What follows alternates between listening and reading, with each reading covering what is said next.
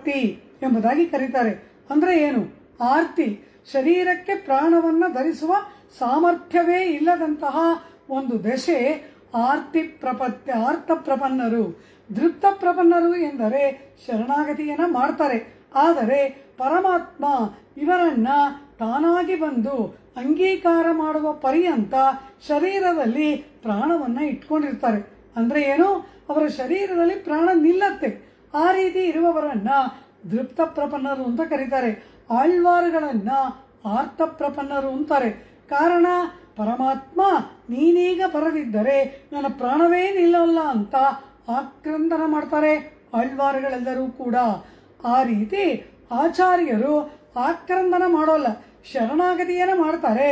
ಆದರೆ ಪರಮಾತ್ಮ ತಮ್ಮನ್ನ ಬಂದು ಕರೆದೊಯ್ಯುವ ತನಕ ಅವರ ಶರೀರದಲ್ಲಿ ಪ್ರಾಣ ನಿಲ್ಲುತ್ತದೆ. ಆ ರೀತಿಯಾಗಿ ಇಲ್ಲಿ ಸೀತೆ ಹನುಮಾನನನ್ನ ನೋಡಿ ಒಂದು ಮಾತು ಹೇಳ್ತಾಳೆ, ಮಾಸಾದೂರ್ಧ್ವಂ ನ ಜೀವಿಷ್ಯೆ. ಎಲೈ ಹನುಮಾನ್, ರಾಮನ ಬಳಿಗೆ ಹೋಗಿ ತಿಳಿಸು, ಇನ್ನು 1 ತಿಂಗಳಿಗೆ ಮೇಲೆ ನಾನು ಬದುಕಿರಲಾರೆ. 1 ತಿಂಗಳ ತನಕ ಈ ಶರೀರದಲ್ಲಿ ನನ್ನ ಪ್ರಾಣವಿರುತ್ತದೆ. ಅಷ್ಟರಲ್ಲಿ ರಾಮ ಬರಬೇಕು, ನನ್ನನ್ನ ಕರೆದೊಯ್ಯಬೇಕು. ಇಲ್ಲದಿದ್ದರೆ ಈ ಶರೀರವನ್ನ ನಾನು ಪರಿತ್ಯಾಗ ಮಾಡಿಬಿಡ್ತೇನೆ ಹನುಮಾನ್ ಎಂಬುದು ಸೀತೆಯ ಮಾತು. ಅದರಂತೆ ಹನುಮಾನ್ ಅವಳ ಆ ಸಂದೇಶವನ್ನ ತೆಗೆದುಕೊಂಡು ಅತಿ ವೇಗವಾಗಿ ರಾಮನ ಬಳಿಗೆ ಹೋಗಬೇಕು ಎಂಬುದಾಗಿ ನಿರ್ಧಾರವನ್ನ ಮಾಡಿ ಆ ಅಶೋಕವನವನ್ನ ಧ್ವಂಸ ಮಾಡಿ ಲಂಕೆಯನ್ನ ದಹನ ಮಾಡ್ತಾನೆ. ಆದರೆ ಆ ಲಂಕೆಯಲ್ಲಿ ಎಲ್ಲರೂ ಉರಿದು ಹೋಗಲಿಲ್ಲ. ರಾವಣನೇ ಭಸ್ಮೀಭೂತನಾಗಲಿಲ್ಲ. ಸೀತಾ ಅವಳು ಹೋಗಲಿಲ್ಲ. ಅಂದರೆ ಏನರ್ಥ? ಆ ಶರೀರದಲ್ಲಿ ಇರ್ತಕ್ಕಂತಹ ಆತ್ಮನಿಗೆ, ಮನಸ್ಸಿಗೆ ಆಪತ್ತು ಏರ್ಪಡದಂತೆ ಆ ಶರೀರವನ್ನ ನಿಗ್ರಹ ಮಾಡಿ, ಅಂದರೆ ಶರೀರದಲ್ಲಿರುವ ಇಂದ್ರಿಯಗಳನ್ನ ಶಮದಮಾದಿಗಳಿಂದ ದಮನ ಮಾಡಿ, ತನ್ಮೂಲಕ ಆ ಮನಸ್ಸು ಆ ಆತ್ಮನನ್ನ ಪರಮಾತ್ಮನ ಕಡೆಗೆ ಹೋಗುವಂತೆ ಪ್ರೇರೇಪಿಸತಕ್ಕಂತಹ ಒಬ್ಬ ಆಚಾರ್ಯನಾಗಿ ಇಲ್ಲಿ ಹನುಮಾನ್ ಆ ಲಂಕಾದಹನದ ಪ್ರಸಂಗದಲ್ಲಿ ಅವನನ್ನ ನಮಗೆ ತೋರಿಸಿಕೊಡ್ತಾರೆ ನಮ್ಮ ಪೂರ್ವಾಚಾರ್ಯರು. ಆ ರೀತಿ ಸೀತೆಗೆ ಆಪತ್ತಿ ಏರ್ಪಡಲಿಲ್ಲ, ರಾವಣನಿಗೂ ಮರಣ ಏರ್ಪಡಲಿಲ್ಲ. ಆ ಮನಸ್ಸು ಪರಮಾತ್ಮನಿಗೆ ಅಭಿಮುಖವಾಗಬೇಕೇ ಹೊರತು ಮನಸ್ಸು ಆಗಲೇ ನಾಶವಾಗಬಾರದಲ್ಲವ. ಆ ರೀತಿ ಆ ಮನಸ್ಸನ್ನ ಪರಮಾತ್ಮ ತನಗಭಿಮುಖವಾಗಿ ಮಾಡಿಕೊಳ್ಳುವುದಕ್ಕಾಗಿ ಆಚಾರ್ಯನನ್ನ ಆ ಆತ್ಮನ ಬಳಿಗೆ ಕಳುಹಿಸಿ, ಆತ್ಮ ಆ ಮನಸ್ಸಿಗೆ ಎಷ್ಟೋ ಹಿತೋಪದೇಶವನ್ನು ಹನುಮಾನ್ ಮಾಡಿದ. ಆದರೆ ಆ ಯಾವ ಉಪದೇಶವು ರಾವಣನಿಗೆ ಫಲಿಸಲಿಲ್ಲ. ಕಾರಣ ಏನು? ಇದನ್ನು ಎಲ್ಲರೂ ಹೇಳ್ತಾರೆ. ಈ ಮಾತನ್ನ ವಿಭೀಷಣ ಹೇಳ್ತಾನೆ, ಹನುಮಾನ್ ಹೇಳ್ತಾನೆ, ಕುಂಭಕರ್ಣ ಹೇಳ್ತಾನೆ. ಎಲ್ಲರೂ ಈ ಮಾತನ್ನ ರಾವಣನ ವಿಷಯದಲ್ಲಿ ಹೇಳ್ತಾರೆ. ಏನು ಮಾತು? ಬೇರೆ ಯಾವುದೋ ಶಬ್ದ ಕಿವಿಯ ಬಳಿಯಲ್ಲಿ ಜೋರಾಗಿ ಮೊಳಗ್ತಾ ಇದ್ರೆ ಇನ್ನೊಬ್ರು ಹೇಳೋ ಮಾತ ಕಿವಿ ಹತ್ರ ಕೇಳಿಸೋಲ್ಲ. ಕಿವಿ ಹತ್ರ ಬೇರೆ ಏನೋ ಜೋರಾಗಿ ಶಬ್ದ ಆಗ್ತಾ ಇದ್ರೆ ಯಾರೋ ಮಾತಾಡೋದು ನಮ್ಮ ಕಿವಿ ಕೇಳಿಸತ್ತಾ? ಆ ರೀತಿ ಕಾಲಪುರುಷ ಅಂದರೆ ಮೃತ್ಯು ದೇವತೆ ರಾವಣನ ಬಳಿಯಲ್ಲಿ ಮೃದಂಗವನ್ನ ನುಡಿಸ್ತಾ ಇದ್ದಂತೆ. ಆದ್ರಿಂದ ಯಾರ ಹಿತೋಪದೇಶವು ರಾವಣನಿಗೆ ಕೇಳಿಸ್ಲಿಲ್ಲ ಅಂದ್ರು. ಮೃತ್ಯು ದೇವತೆ ಮೃದಂಗ ನುಡಿಸ್ತಾ ಇದ್ದಾನೆ. ಮೃತ್ಯು ದೇವತೆಯ ಆ ಶಬ್ದ ಜೋರಾಗಿ ರಾವಣನ ಕಿವಿಯನ್ನು ತುಂಬಿರುವಾಗ ಇತರರ ಉಪದೇಶ ರಾವಣನ ಕಿವಿಯನ್ನು ತಲುಪುತ್ತದೆಯಾ? ಎಲ್ಲ ಉಪದೇಶಗಳು ಕೂಡ ವ್ಯರ್ಥವಾಯಿತು.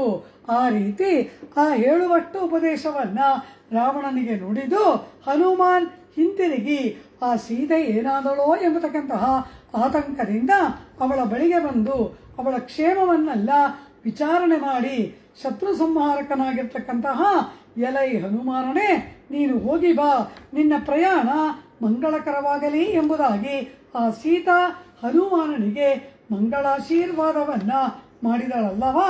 ಈ ರೀತಿ ಸೀತಾದೂತನಾಗಿ ಈಗರ ಹನುಮಾನ್ ಹಿಂತಿರುಗ್ತಾನೆ. ರಾಮದೂತನಾಗಿ ಬಂದವನು ಸೀತಾದೂತನಾಗಿ ಹಿಂತಿರುಗ್ತಾನೆ. ಆದರೆ ಒಂದು ವ್ಯತ್ಯಾಸ. ಬರುವಾಗ ಏನು ಹೇಳ್ಕೊಂಡು ಬಂದ? ದೂತೋಹಂ ಕೋಸಲೇಂದ್ರಸ್ಯ.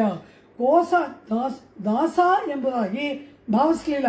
ದೂತೋಹಂ ರಾಮಸ್ಯ ಅಂತ ಬಂದ. ರಾಮದೂತನಾಗಿ ಬಂದವನು ಸೀತಾ ದರ್ಶನವಾಗಿ ಸೀತೆಯನ್ನ ಕಂಡು ಅವಳ ಮಂಗಳಾಶೀರ್ವಾದವನ್ನ ಪಡೆದ ಮೇಲೆ ಹನುಮಾನನ ಬಾಯಲ್ಲಿ ಏನು ಮಾತು ಬರುತ್ತೆ? ದಾಸೋಹಂ ಕೋಸಲೇಂದ್ರಸ್ಯ. ದೂತ ಎಂಬುದಾಗಿ ಬಂದವನು ದಾಸ ಎಂಬುದಾಗಿ ಹೇಳಿಕೊಳ್ತಾನೆ. ಇಲ್ಲಿ ಪೂರ್ವಾಚಾರ್ಯಗಳು ಒಂದು ವರ್ಣನೆಯನ್ನು ಮಾಡ್ತಾರೆ. ಅದೇನು? ಈ ಆತ್ಮನ ಸ್ವರೂಪ ಪರಮಾತ್ಮನಿಗೆ ದಾಸಭೂತನಾಗಿ ಇರುವುದು. ಆದರೆ ಆ ಸ್ವರೂಪದ ಒಂದು ಗುಣ, ಸ್ವರೂಪದ ಆವಿಷ್ಕರಣ ನಮ್ಗೆ ಯಾವಾಗ ಆಗುತ್ತೆ? ಆ ಪರಮಾತ್ಮನ ಪತ್ನಿಯಾದಂತಹ ಆ ಜಗನ್ಮಾತೆಯ ಕಟಾಕ್ಷ ಆಗಬೇಕು. ಕೇವಲ ದೂತ ಎಂದರೆ ಏನೋ ಅವನ ರಾಯಭಾರಿಯಾಗಿ ಬಂದವನು ಅಂತ. ದಾಸ ಎಂಬುದು ಆತ್ಮ ಸ್ವರೂಪವನ್ನ ವರ್ಣಿಸುವ ಒಂದು ಮಾತಲ್ಲವಾ? ದೂತೋಹಂ ರಾಮಸ್ಯ ಎಂಬುದಾಗಿ ಬಂದಂತಹ ಆಂಜನೇಯ ಈಗ ಏನ್ ಹೇಳ್ತಾನೆ? ದಾಸೋಹಂ ಕೋಸಲೇಂದ್ರಸ್ಯ. ಆತ್ಮಸ್ವರೂಪದ ಆವಿಷ್ಕರಣವಾಯಿತು, ಆತ್ಮಸ್ವರೂಪದ ಅರಿವಾಯಿತು. ಇದು ಆ ಸೀತಾದೇವಿಯ ಕಟಾಕ್ಷದಿಂದ ಏರ್ಪಟ್ಟಂತಹ ಒಂದು ಮಹಾಭಾಗ್ಯ. ಆ ವೈದೇಹಿಯನ್ನು ನಮಸ್ಕರಿಸಿ ಅರಿಷ್ಟ ಎಂಬ ಪರ್ವತವನ್ನ ಏರಿ ಈ ಹನುಮಾನ್ ಅಲ್ಲಿಂದ ಸಮುದ್ರದ ಮೇಲೆ ಬರುವಾಗ ಮಹೇಂದ್ರಗಿರಿಯ ಮೇಲೆ ಏರಿ ಅಲ್ಲಿ ಪಾದವನ್ನು ಊರಿ ಅಲ್ಲಿಂದ ಆ ಸಮುದ್ರದ ಮೇಲಕ್ಕೆ ಜಿಗಿದು ಆಂಜನೇಯ ತನ್ನ ಪ್ರಯಾಣವನ್ನ ಪ್ರಾರಂಭ ಮಾಡಿದನಲ್ಲವಾ? ದೊಡ್ಡದಾದ ಹುಲಿಗಳಿಂದ, ದೊಡ್ಡ ದೊಡ್ಡ ಆ ಗಿರಿಗಕ್ವರಗಳಿಂದ, ಗೆಡ್ಡೆಗೆಣಸು ಫಲಗಳು, ವೃಕ್ಷಗಳು, ಅನೇಕ ಪುಷ್ಪಿತವಾದ ವೃಕ್ಷಗಳು, ಇವೆಲ್ಲದರಿಂದ ಕೂಡಿ ಅತಿ ಸುಂದರವಾಗಿದ್ದ ಆ ಅರಿಷ್ಟ ಎಂಬ ಪರ್ವತದ ಮೇಲೆ ಹತ್ತಿ ಆ ಆಂಜನೇಯ ಪರ್ವತದ ಶಿಖರದ ಮೇಲೆ ಕಾಲನಿಟ್ಟ ಕೂಡಲೇ ಅಲ್ಲಿರುವ ಬಂಡೆಗಳೆಲ್ಲ ಪುಡಿ ಪುಡಿಯಾದವು. ವೀರನಾದ ವಾಯುನಂದನ ಆ ಪರ್ವತವನ್ನ ಹತ್ತಿದ ಬಳಿಕ ಶರೀರವನ್ನ ಬೃಹದಾಕಾರವಾಗಿ ಬೆಳೆಸಿಕೊಂಡ. ಹೇಗೆ ಮಹೇಂದ್ರಗಿರಿಯನ್ನು ಏರಿ ಆ ಉತ್ತರದಿಂದ ದಕ್ಷಿಣ ದಿಕ್ಕಿಗೆ ಬರುವಾಗ ಬೃಹದಾಕಾರವಾಗಿ ಅವನ ಶರೀರ ಬೆಳೆಯಿತೋ, ಈಗಲೂ ಕೂಡ ಅದೇ ರೀತಿಯಾಗಿ ಆ ಮಾರುತಿಯ ಶರೀರ ವೃದ್ಧಿಯಾಯಿತು. ಪರ್ವತದ ಮೂತಿಯಿಂದ ಅಂದರೆ ಅದರ ಶಿಖರದಿಂದ ಆ ಮಾರುತಿ ಮೀನುಗಳಿಂದಲೂ ಸರ್ಪಗಳಿಂದಲೂ ಕೂಡಿ ಅನೇಕ ವಿಧವಾದ ಮೃಗಗಳು, ಜಲಚರಗಳಿಂದ ಭಯಂಕರವಾಗಿದ್ದಂತಹ ಆ ಸಮುದ್ರವನ್ನು ನೋಡಿ ಕೂಡಲೇ ವಾಯುಸುತನಾದ ಆ ಕಪಿಶ್ರೇಷ್ಠ ಆಕಾಶ ಮಾರ್ಗವಾಗಿ ದಕ್ಷಿಣ ದಿಕ್ಕಿನಿಂದ ಉತ್ತರ ದಿಕ್ಕಿಗೆ ಜಿಗಿದ. ಆತ ಲಂಘನವನ್ನ ಮಾಡಿದ. ಆಗ ಆ ಪರ್ವತಗಳು ಅಲ್ಲಿ ಏನೆಲ್ಲ ಆ ಮಹೇಂದ್ರಗಿರಿಯಲ್ಲಿ ಉತ್ಪಾತಗಳೆಲ್ಲ ಆಯಿತು, ಇವನ ಪಾದಾಘಾತದಿಂದ ಅದೆಲ್ಲವೂ ಕೂಡ ಇಲ್ಲಿಯೂ ಆಯಿತು. ಮಹಾಬಲಶಾಲಿಯಾದ ಹನುಮಾನನ ಪಾದಾಘಾತದಿಂದ ಆ ಮಹಾಪರ್ವತ ದೊಡ್ಡ ವೃಕ್ಷಗಳೊಂದಿಗೆ ಎತ್ತರವಾದ ಶಿಖರಗಳೊಂದಿಗೆ ಪಾತಾಳಕ್ಕೆ ಹೋಗಿ ಸೇರ್ಕೊಂಡ್ಬಿಡ್ತು. ಆ ರೀತಿ ಹನುಮಾನನ ಪಾದಾಘಾತ. ಸಚ ಭೂಮಿಧರ ಶ್ರೀಮಾನೆ ಬಲಿನಾಥೇನ ಪೀಡಿತಃ ಸವೃಕ್ಷ ಶಿಖರೋದಗ್ರಹ ಪ್ರವಿವೇಶ ರಸಾತಳಂ. ರಸಾತಳಕ್ಕೆ ಹೋಗ್ಬಿಡ್ತು ಆ ಅರಿಷ್ಟ ಎಂಬತಕ್ಕಂತಹ ಪರ್ವತ. ಹೀಗೆ ಆ ಪರ್ವತವೇ ನೆಲಸಮವಾದಾಗ ತರಂಗಗಳಿಂದ ಅಸಂಖ್ಯಾತವಾದ ಅಲೆಗಳ ಕೈಯನ್ನು ಬೀಸುತ್ತಾ ಘೋರವಾಗಿ ಇರ್ತಕ್ಕಂತಹ ಆ ಸಮುದ್ರವನ್ನ ಲೀಲಾಜಾಲವಾಗಿ ಹನುಮಾನ್ ದಾಟುವುದಕ್ಕಾಗಿ ಆಗಸಕ್ಕೆ ಹಾರಿದ ಎಂಬುದಾಗಿ ಹೇಳ್ತಾರೆ. ಆಪ್ಲುಪ್ತ್ಯ ಚ ಮಹಾವೇಗ ತಕ್ಷವಾನಿವ ಪರ್ವತಃ ಸಚಂದ್ರ ಕುಮುದಂ ರಮ್ಯಂ ಸಾರ್ಕಕಾರಂಡವಂ ಶುಭಂ ಕ್ಲಿಷ್ಟಶ್ರವಣಕಾದಂಬಂ ಅಭ್ರಶೈವ ಶದ್ವಲಂ. ಸಮುದ್ರದಂತೆಯೇ ಇದ್ದ ಆಕಾಶ ಸಾಗರದಲ್ಲಿ ಹನುಮಾನ್ ಪ್ರಯಾಣವನ್ನ ಪ್ರಾರಂಭ ಮಾಡಿದ. ಈ ರೀತಿ ಹೇಗೆ ಆ ಉತ್ತರ ದಿಕ್ಕಿನಿಂದ ದಕ್ಷಿಣ ದಿಕ್ಕಿಗೆ ಹನುಮಾನ್ ಬಂದನೋ ಅದಕ್ಕಿಂತ ಹೆಚ್ಚಿನ ವೇಗವಾಗಿ ಹಿಂತಿರುಗಿ ಹೋಗ್ತಾ ಇದ್ದಾನಂತೆ. ಕಾರಣ ಏನು? ಸೀತೆ 1 ತಿಂಗಳು ಗಡುವಿಟ್ಬಿಟ್ಟಿದ್ದಾಳೆ. ಇಲ್ಲಿನ ವಿದ್ಯಮಾನಗಳನ್ನೆಲ್ಲ ಮೊದಲು ರಾಮನಿಗೆ ತಿಳಿಸಿ 1 ತಿಂಗಳೊಳಗೆ ಸೈನ್ಯವನ್ನೆಲ್ಲ ಸೇರಿಸಿಕೊಂಡು ಹೇಗಾದರೂ ಮಾಡಿ ಸಮುದ್ರವನ್ನ ದಾಟಿ ಲಂಕೆಗೆ ಬರಬೇಕಲ್ವಾ ಯುದ್ಧಕ್ಕೆ. ಈಗ ಕಾಲ ಅಲ್ಪ, ಆದ್ದರಿಂದ ಇನ್ನಷ್ಟು ಹೆಚ್ಚಿನ ವೇಗದಿಂದ ಆ ಹನುಮಾನ್ ಆ ಜಗಾಮ ಮಹಾತೇಜಾಹ ಪುನರ್ಮಧ್ಯೇನ ಸಾಗರಂ ಅತಿ ವೇಗವಾಗಿ ಸಮುದ್ರವನ್ನ ಲಂಘಿಸುತ್ತಾ ಅವನು ಬಂದ. ಆಗಲೇ ವೇಗವಾಗಿ ಬಂದು ಮೈನಾಕ ಪರ್ವತ ಎಲ್ಲಿ ಇವನಿಗೆ ಆತಿಥ್ಯವನ್ನು ಬಯಸುವುದಕ್ಕೆ ಎದ್ದು ನಿಂತಿತ್ತೋ ಈಗಲೂ ಇಂದ್ರ ಹೇಳ್ದ ಅಲ್ವಾ, ಇನ್ನು ಇಲ್ಲೇ ಇರು, ನನ್ನಿಂದ ನಿನಗೆ ಯಾವ ಆಪತ್ತೂ ಇಲ್ಲ ಎಂಬುದಾಗಿ. ಆದ್ದರಿಂದ ಆ ಮೈನಾಕ ಪರ್ವತ ಅಲ್ಲಿಯೇ ನಿಂತಿತ್ತು. ಆಂಜನೇಯ ಆ ಪರ್ವತವನ್ನ ಅತ್ಯಂತ ಪ್ರೀತಿ ಆದರಗಳಿಂದ ಸ್ಪರ್ಶಿಸಿ ಅಲ್ಲಿಂದ ಇನ್ನೂ ಹೆಚ್ಚಿನ ವೇಗವಾಗಿ ಸಮುದ್ರದ ಉತ್ತರದ ತೀರಕ್ಕೆ ಆಗಮಿಸಿದ.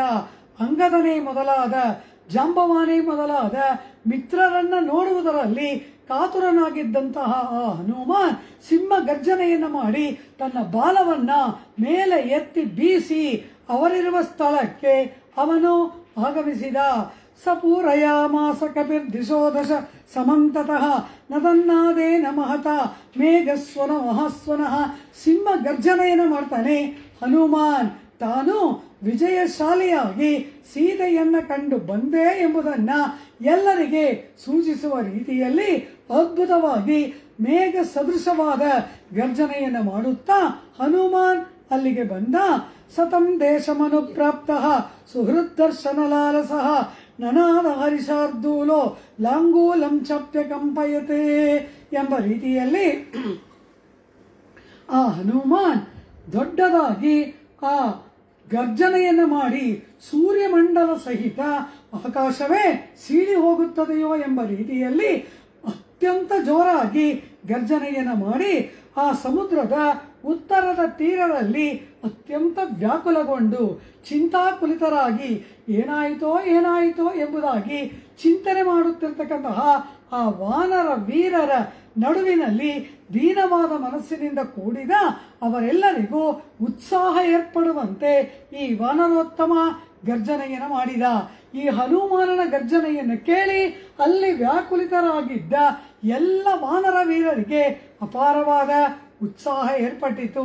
ಹಿಂತಿರುಗಿ ಬರುವಂತಹ ಹನುಮಾನನ ದರ್ಶನಕ್ಕೆ ಕಾತರರಾಗಿದ್ದಂತಹ ಆ ವಾನರ ವೀರರೆಲ್ಲರೂ ಕೂಡ ಆಂಜನೇಯನ ಈ ಗರ್ಜನೆಯನ್ನು ಕೇಳಿ ಅತ್ಯಂತ ಉತ್ಸಾಹ ಏರ್ಪಟ್ಟು ಎಲ್ಲರೂ ಕೂಡ ಒಟ್ಟಾಗಿ ಕೂಡಿ ಅಲ್ಲಿಗೆ ಬಂದಾಗ ಜಾಂಬವಾನ್ ಹೇಳ್ತಾನೆ, ಎಲೈ ಸಹೃದಯರೇ, ಹನುಮಾನ್ ಕೃತಕೃತ್ಯನಾಗಿದ್ದಾನೆ, ಸೀತಾ ದರ್ಶನವನ್ನ ಮಾಡಿದ್ದಾನೆ, ಸೀತಾನ್ವೇಷಣೆಯನ್ನು ಮಾಡಿದ್ದರಿಂದಲೇ ಅವನ ಗರ್ಜನೆಯಲ್ಲಿ ಇಂತಹ ಉತ್ಸಾಹವಿದೆ. ಆದ್ದರಿಂದ ಎಲ್ಲರೂ ಕೂಡ ಮರದಿಂದ ಮರಕ್ಕೆ ಆ ಮಹೇಂದ್ರಗಿರಿಯ ತಪ್ಪಲಿನಲ್ಲೆಲ್ಲ ವಾನರರು ಕೂಡ ಕುಡಿದು ಕುಪ್ಪಳಿಸಿ ಮರದ ರೆಂಬೆಗಳನ್ನೆಲ್ಲ ಕಿತ್ತು ಮರದಿಂದ ಮರಕ್ಕೆ ಹಾಕಿ ಇವರೆಲ್ಲರೂ ಗರ್ಜನೆಯನ್ನು ಮಾಡುತ್ತಾ ಆನಂದದ ನೃತ್ಯವನ್ನು ಮಾಡಿದ್ರು. ಕೊನೆಗೆ ಎಲ್ಲರ ವಾನರ ವೀರರು ಕೂಡ ಒಂದೊಂದು ಮರದ ರೆಂಬೆಯನ್ನ ಕಡಿದು ಅದನ್ನು ಹೀಗೆ ಧ್ವಜದಂತೆ ಕೈಯಲ್ಲಿ ಮೇಲೆ ಹಿಡಿದು ಬರುವಂತಹ ಆಂಜನೇಯನಿಗೆ ಸ್ವಾಗತವನ್ನ ಬಯಸಿದರು. ಆಗ ಪರ್ವತ ಗುಹೆಗಳಲ್ಲಿ ಪ್ರವೇಶಿಸುವ ವಾಯುವು ಪ್ರತಿಧ್ವನಿಸುವಂತೆ ಆಂಜನೇಯ ಗರ್ಜನೆಯನ್ನು ಮಾಡುತ್ತಾ ಆ ಮಹೇಂದ್ರಗಿರಿಯ ಶಿಖರದಲ್ಲಿ ಪಾದವನ್ನ ಊರಿದ. ಯಾವ ಮಹೇಂದ್ರ ಶಿಖರದಿಂದ ಆಂಜನೇಯ ಸಮುದ್ರ ಲಂಘನವನ್ನ ಮಾಡುವುದಕ್ಕೆ ಪ್ರಯತ್ನ ಮಾಡಿ ಅದರಲ್ಲಿ ಯಶಸ್ವಿಯಾಗಿ ಸೀತೆಯನ್ನು ಕಂಡು ಹಿಂತಿರುಗಿ ಬಂದನೋ ಮತ್ತೆ ಅದೇ ಮಹೇಂದ್ರಗಿರಿಯ ಮೇಲೆ ಪಾದವನ್ನ ಊರಿದ. ತತಸ್ತು ವೇಗಮಾಸ್ತಸ್ಯ ಗಿರೇರ್ಗಿರಿ ನಿಭಕ್ಕಪಿ ನಿಪಪಾತ ಮಹೇಂದ್ರಸ್ಯ ಶಿಖರೇ ಪಾದಪಾಕುಲೆ. ಆ ಮಹೇಂದ್ರ ಪರ್ವತದ ಮೇಲೆ ಬಂದು ಇಳಿದ. ಪರಮಾನಂದ ಭರಿತರಾದಂತಹ ಅಂಗದನೇ ಮೊದಲಾದ ವಾನರ ವೀರರೆಲ್ಲರೂ ಕೂಡ ಕೂಡಲೇ ಆ ಪುಷ್ಪಿಸಿದ ಮರದ ಕೊಂಬೆಗಳನ್ನೆಲ್ಲ ತಂದು ಅವನಿಗೆ ಕುಳಿತುಕೊಳ್ಳುವುದಕ್ಕೆ ಆಸನವನ್ನು ಹಾಕ್ತಾರೆ. ಎಲ್ಲ ವಾನರ ವೀರರು ಅವನ ಸುತ್ತಲೂ ಬಂದು ನೆರೆದರು. ಅಂಗದಾದಿ ವಾನರರು ಕಂದಮೂಲಾದಿ ಫಲಗಳನ್ನೆಲ್ಲ ತಂದು ಹನುಮಾನನಿಗೆ ಸಮರ್ಪಣೆಯನ್ನು ಮಾಡಿ ಅವನನ್ನು ಪೂಜೆ ಮಾಡಿದರಂತೆ. ಹನುಮಾನನಿಗೆ ಸಕಲ ವಾನರರು ಕೂಡ ಪೂಜೆ ಮಾಡಿದರು. ಉಪಾಯನಾನಿ ಚಾದಾಯ ಮೂಲಾನಿ ಚ ಫಲಾನಿ ಚ. ಕಾರಣ ಏನು? ಇಲ್ಲಿನ ಮಹೇಂದ್ರಗಿರಿಯಿಂದ ಸಮುದ್ರವನ್ನ ಲಂಘಿಸಿ ಸೀತಾನ್ವೇಷಣೆಗೆ ಹೋಗಿ ತಿರುಗಿ ಬರುವವರೆಗೂ ಆಂಜನೇಯ ಒಂದು ತೊಟ್ಟು ನೀರನ್ನು ಕೂಡ ಪಾನ ಮಾಡಿದವನಲ್ಲ. ಪರಮಾತ್ಮನ ಆ ರಾಮಾಜ್ಞೆಯಂತೆ ರಾಮ ಬಾಣದಂತೆ ರಾಮನ ಆದೇಶವನ್ನು ಹೊತ್ತು ನಡೆದಂತಹ ಸಮುದ್ರೋಲ್ಲಂಘನವನ್ನು ಮಾಡಿದ ಆಂಜನೇಯ ಇದುವರೆವಿಗೂ ಎಲ್ಲಿಯೂ ಫಲಮೂಲಗಳನ್ನು ಭಕ್ಷಿಸಿದ, ತೀರ್ಥವನ್ನ ಪಾನ ಮಾಡಿದ, ವಿಶ್ರಾಂತಿ ತೆಗೆದುಕೊಂಡ ಎಂಬ ಚರಿತ್ರವೇ ಇಲ್ಲ. ವಾಲ್ಮೀಕಿ ಭಗವಾನ್ ಎಲ್ಲಿಯೂ ಕೂಡ ಆಂಜನೇಯನ ಪಾನೀಯ ಭಕ್ಷಣಾದಿಗಳ ಬಗ್ಗೆ ಎಲ್ಲಿಯೂ ತಿಳಿಸಲಿಲ್ಲ. ಇಲ್ಲಿಂದ ಹೊರಟ ಹನುಮಾನ್ ಹಿಂತಿರುಗಿ ಬರುವ ತನಕ ತೀರ್ಥಪಾನವನ್ನು ಕೂಡ ಮಾಡದಂತಹ ಸ್ವಾಮಿನಿಷ್ಠ ದೂತನಾಗಿ ರಾಮ ಸೇವಾ ದುರಂಧರನಾಗಿ ಕಾರ್ಯವನ್ನು ಸಾಧನೆ ಮಾಡಿಕೊಂಡು ಬಂದಿದ್ದಾನಲ್ಲವಾ. ಆದ್ದರಿಂದ ಅವನಿಗೆ ಅಲ್ಲಿಂದ ಬಂದ ಕೂಡಲೇನೆ ಉಪಾಯನಾನಿ ಚಾದಾಯ ಮೂಲಾನಿ ಚ ಫಲಾನಿ ಚ ಪ್ರತ್ಯರ್ಚಯನ್ ಹರಿಶ್ರೇಷ್ಠೋ ಹರಯೋ ಮಾರುತಾತ್ಮಜಃ ಹನುಮಸ್ತು ಗುರುನ್ ವೃದ್ಧಾನೆ ಜಾಂಬವತ್ ಪ್ರಮುಖಾನ್ ಸದಾ ಕುಮಾರವಂಗದಂಚೈವ ಸೋಮದಂತ ಮಹಾಕವಿ. ಎಲ್ಲ ಪರಿವಾರವೂ ಕೂಡ ಆ ಹನುಮಾನನನ್ನ ಪರಿವಾರ ಯಚತೆ ಸರ್ವೇ ಪರಂ ಪ್ರೀತಿಮುಪಾಗತಾಃ ಪ್ರಹೃಷ್ಟವದನಾಃ ಸರ್ವೇ ತಮರೋಗಮುಪಾಗತಂ. ಎಲ್ಲರೂ ಅವನ ಬಳಿಗೆ ಬಂದು ಸುತ್ತಲೂ ನೆರೆದು ಅವನಿಗೆ ಉಪಚಾರಗಳನ್ನು ಮಾಡಿ ಆರಾಧನೆಯನ್ನು ಮಾಡಿ ಜಯಘೋಷಗಳನ್ನು ಮಾಡಿ ವಿಧ ವಿಧವಾದ ಕಾಣಿಕೆಗಳನ್ನು ಕಂದಮೂಲ ಫಲಾದಿಗಳೆಲ್ಲವನ್ನ ಹನುಮಾನನಿಗೆ ಸಮರ್ಪಣೆ ಮಾಡಿದರು. ಆಗ ಆ ಜಾಂಬವಂತನೇ ಮೊದಲಾದ ಹಿರಿಯರನ್ನ ರಾಜಕುಮಾರನಾದ ಅಂಗದನನ್ನ ಹನುಮಾನ್ ಅಭಿನಂದಿಸಿದಾಗ ಅವರೆಲ್ಲರೂ ಅಂಗದ ಜಾಂಬವಾನೆಲ್ಲ ಹನುಮಾನನನ್ನ ಪೂಜಿಸಿ ಗೌರವಿಸ್ತಾರೆ. ದೃಷ್ಟಾ ಸೀತೇತಿ ವಿಕ್ರಾಂತಃ ಸಂಕ್ಷೇಪೇಣ ನ್ಯವೇದಯತೆ. ಕೂಡಲೇ ಆ ಹನುಮಾನ್ ಆಡಿದ ಮೊದಲ ಮಾತು ಯಾವುದು? ದೃಷ್ಟ ಸೀತಾ, ಕಂಡ ಸೀತೆಯನ್ನ ಎಂಬ ಮಾತನ್ನ ಹನುಮಾನ್ ಮೊದಲೇ ಹೇಳ್ತಾನೆ. ಇಲ್ಲಿ ವ್ಯಾಖ್ಯಾನ ಮಾಡ್ತಾರೆ ಪೂರ್ವಾಚಾರ್ಯರು, ಸೀತೆಯನ್ನ ಕಂಡೆ ಅಂತ ಹೇಳಿಲ್ವಂತೆ. ಕಾರಣ ಏನು? ಸೀತಾ ಅಂತ ಹೇಳಿದ ಕೂಡಲೇ ಸೀತೆಗೆ ಏನಾಯ್ತು ಅಂತ ಇವ್ರಿಗೆಲ್ಲ ಮೂರ್ಛೆ ಹೋಗ್ಬಿಟ್ರೆ, ಆದ್ದರಿಂದ ಹೇಳಬೇಕಾದ ಮೊದಲ ಮಾತೇನು? ಅವಳನ್ನ ಕಂಡೆ ಎಂಬ ಮಾತು. ಎಷ್ಟು ಚತುರಮತಿಯಾಗಿದ್ದಾನೆ ಹನುಮಾನ್. ಹೇಳುವ ಮಾತನ್ನ ನಿರ್ದಿಷ್ಟವಾಗಿ ಹೇಳಬೇಕು, ಕ್ಲುಪ್ತವಾಗಿ ಹೇಳಬೇಕು, ಕೇಳುವವರಿಗೆ ಅದರ ಅರ್ಥ ಮನದಟ್ಟಾಗಬೇಕು, ಅವರು ಆತಂಕಕ್ಕೆ ಒಳಗಾಗಬಾರದು. ಈ ಎಲ್ಲ ಚಾತುರ್ಯವನ್ನು ಉಳ್ಳವನು ಹನುಮಾನ್. ಅದರಂತೆ ದೃಷ್ಟ ಸ ಜನಕಾತ್ಮಜ, ಆ ಸೀತೆಯನ್ನ ನಾನು ಕಂಡೆ. ಸತಾಭ್ಯಾಂ ಪೂಜಿತ ಪೂಜ್ಯ ಕಪಿಭಿಶ್ಚ ಪ್ರಸಾದಿತ ದೃಷ್ಟ ಸೀತೇತಿ ವಿಕ್ರಾಂತಃ ಸಂಕ್ಷೇಪೇಣ ನಿವೇದಯತೆ. ಈ ರೀತಿ ಕಂಡ ಸೀತೆಯನ್ನು ಎಂಬುದನ್ನ ಸಂಕ್ಷಿಪ್ತವಾಗಿ ಹೇಳಿ ವಾಲಿಪುತ್ರನಾದ ಅಂಗದನ ಕೈಯನ್ನು ಹಿಡಿದುಕೊಂಡು ಮಹೇಂದ್ರ ಪರ್ವತದ ರಮಣೀಯವಾದ ವನಪ್ರದೇಶಕ್ಕೆ ಕರೆದುಕೊಂಡು ಹೋಗಿ ಆ ಅಶೋಕವನದಲ್ಲಿದ್ದ ಜಾನಕಿಯನ್ನ ನಾನು ನೋಡಿದೆ ಎಂಬುದಾಗಿ ಹೇಳಿ ಆ ಇಡೀ ಲಂಕೆಯ ಅಶೋಕವನದ ಸಮಸ್ತ ವಾತಾವರಣವನ್ನೆಲ್ಲ ಅಂಗದನಿಗೆ ತಿಳಿಸ್ತಾನೆ. ಕಾರಣ ದಕ್ಷಿಣ ದಿಕ್ಕಿಗೆ ಬಂದ ವಾನರ ತಂಡಕ್ಕೆ ಅಂಗದ ಅಧಿಪತಿ. ಅಂಗದನ ಸೇನಾಧಿಪತ್ಯದಲ್ಲಿ ಇವರೆಲ್ಲ ಬಂದಿದ್ದಾರೆ. ಆದ್ರಿಂದ ಈ ವಾರ್ತೆಯನ್ನ ಅಂಗದನಿಗೆ ಒಪ್ಪಿಸಬೇಕು. ಈಗ ಸುಗ್ರೀವನ ಪ್ರತಿನಿಧಿಯಾಗಿ ಅಂಗದ ಬಂದಿರೋದ್ರಿಂದ ಅಂಗದನ ಸಮಕ್ಷಮದಲ್ಲಿ ಎಲ್ಲವನ್ನ ನಿವೇದನೆ ಮಾಡುವುದು ಅಮಾತ್ಯನಾದ ಆಂಜನೇಯನ ಕರ್ತವ್ಯ. ಅದನ್ನ ಈಗ ಅವನು ಮಾಡಿ ಪೂಜ್ಯಳಾದ ಸೀತಾಮಾತೆ ಅವಳನ್ನು ಅಶೋಕವನದಲ್ಲಿ ಕಂಡೆ ಜಟಾಧಾರಿಣಿಯಾಗಿ ಮಲಿನ ವಸ್ತ್ರದ ಧಾರಿಣಿಯಾಗಿ ಉಪವಾಸ ವ್ರತಗಳಿಂದ ಕೃಶಳಾಗಿ ಅನವರತ ರಾಮಧ್ಯಾನ ಮಾಡುತ್ತಾ ಕಂಬನಿಯ ಪ್ರವಾಹವನ್ನು ಹರಿಸುವ ಸೀತೆಯನ್ನ ಕಂಡೆ ಅಂತ ಹೇಳಿದಾಗ ಅವರೆಲ್ಲ ಕೇಳ್ತಾರೆ, ಹೇಗೆ ಸಾಗರವನ್ನು ದಾಟಿದೆ, ಏನಾಯಿತು ಎಂಬುದಾಗಿ ಕೇಳಿದಾಗ ಆ ಅತ್ಯಂತ ಆನಂದದಿಂದ ಉಬ್ಬಿ ಉತ್ಸಾಹದಿಂದ ಹಾರಾಡುತ್ತಿರುವ ಆ ಕಪಿಗಳೆಲ್ಲವೂ ಕೂಡ ಈ ಆಂಜನೇಯನನ್ನ ಗಾಢವಾಗಿ ಆಲಿಂಗನ ಮಾಡಿಕೊಂಡಿದಂತೆ. ಎಲ್ಲಾ ಕಪಿನೂ ಬಂದು ಬಂದು ಹನುಮಾನನ ಆಲಿಂಗನ ಮಾಡಿಕೊಳ್ಳುತ್ತವೆ. ಕಾರಣ, ನಮಗೆ ಕೀರ್ತಿಯನ್ನು ತಂದೆ, ನಮ್ಮ ಪ್ರಾಣವನ್ನ ಉಳಿಸಿದೆ, ಸೀತೆಯನ್ನ ಕಂಡೆ ಎಂಬ ಆನಂದದಾಯಕವಾದ ವಾರ್ತೆಯನ್ನ ತಂದ ನಿನಗೆ ಏನನ್ನ ಕೊಡುವುದು ಎಂಬುದಾಗಿ ಹೀಗೆ ಅವರೆಲ್ಲರಿಗೂ ಕೂಡ ಹನುಮಾನ್ ತಾನು ಇಲ್ಲಿಂದ ಮಹೇಂದ್ರಗಿರಿಯಿಂದ ಪಾದವನ್ನ ಮೇಲೆ ಇಟ್ಟು ಆಕಾಶ ಮಾರ್ಗದಲ್ಲಿ ಈಯೇಷ ಪದಮನ್ವೇಷ್ಟುಂ ಚಾರಣ ಚರಿತೆ ಪಥಿ ಎಂಬುದಾಗಿ ವಾಲ್ಮೀಕಿಗಳು ಮೊಟ್ಟ ಮೊದಲು ತಿಳಿಸಿದ್ರಲ್ಲ, ಆ ರೀತಿ ಹೊರಟಾಗಲಿನಿಂದ ಹಿಂತಿರುಗಿ ಬರುವ ತನಕ ಏನೆಲ್ಲ ಏರ್ಪಟ್ಟಿತೋ ಅದೆಲ್ಲವನ್ನ ಹೇಳ್ತಾನೆ. ಮೈನಾಕ, ಸುರಸ, ಸಿಂಹಿಕ, ಅನಂತರ ಆ ಲಂಬವೆಂಬ ಪರ್ವತ, ಲಂಕಿಣಿಯ ವಧೆ, ಅಲ್ಲಿಂದ ಆ ರಾವಣನ ಲಂಕಾನಗರದ ಬೀದಿಗಳಲ್ಲಿ ಪರ್ಯಟನೆ ಮಾಡಿದ್ದು, ಲಂಕಾನಗರದ ವರ್ಣನೆ, ಅದಾದ ನಂತರ ರಾವಣ ಅಂತಃಪುರದ ವರ್ಣನೆ, ಪಾನಶಾಲೆ, ಅಶೋಕವನ, ಶಿಂಶುಪಾ ವೃಕ್ಷ, ಸೀತಾ ದರ್ಶನ, ಅಂಗುಳಿಯ ಪ್ರದಾನ, ಚೂಡಾಮಣಿ ಪಡೆದುಕೊಂಡದ್ದು, ಹಿಂತಿರುಗಿ ಬಂದದ್ದು, ಇಲ್ಲಿನವರೆಗೆ ನಡೆದಿದ್ದೆಲ್ಲವನ್ನ ಒಂದನ್ನು ಬಿಡದೆ ಅವರಿಗೆ ವರ್ಣನೆ ಮಾಡ್ತಾನೆ. ಆ ಶಿಖರದಿಂದ ತಾನು ಆಕಾಶಕ್ಕೆ ಲಂಘನ ಮಾಡಿದ್ದನ್ನ ನೀವೆಲ್ಲ ಕಂಡಿರಲ್ಲವಾ? ಅದಾದ ನಂತರ ಏನು ನಡೆಯಿತು ಎಂಬುದೆಲ್ಲವನ್ನ ವರ್ಣನೆ ಮಾಡ್ತಾನೆ. ಆಗ ಎಲ್ಲವನ್ನ ಕೇಳಿದ್ರು. ಒಂದೂ ಬಿಡದೆ ಈ ಅಂಗದನ ನೇತೃತ್ವದಲ್ಲಿ ಇದ್ದಂತಹ ಕಪಿಗಳೆಲ್ಲವೂ ಕೂಡ ಹನುಮಾನನ ಈ ವಾರ್ತೆಯೆಲ್ಲವನ್ನ ಕೇಳಿದ ಕೂಡಲೇ ಆ ಸೀತಾದೇವಿಯನ್ನ ನೋಡಿದೆವು, ಆದರೆ ಕರೆತರಲಿಲ್ಲ. ಲಂಕೆಯನ್ನ ಸುಟ್ಟವು, ಆದರೆ ರಾವಣನನ್ನ ಕೊಲ್ಲಲಿಲ್ಲ ಎಂಬುದಾಗಿ ಏರ್ಪಟ್ಟಿತಲ್ಲ.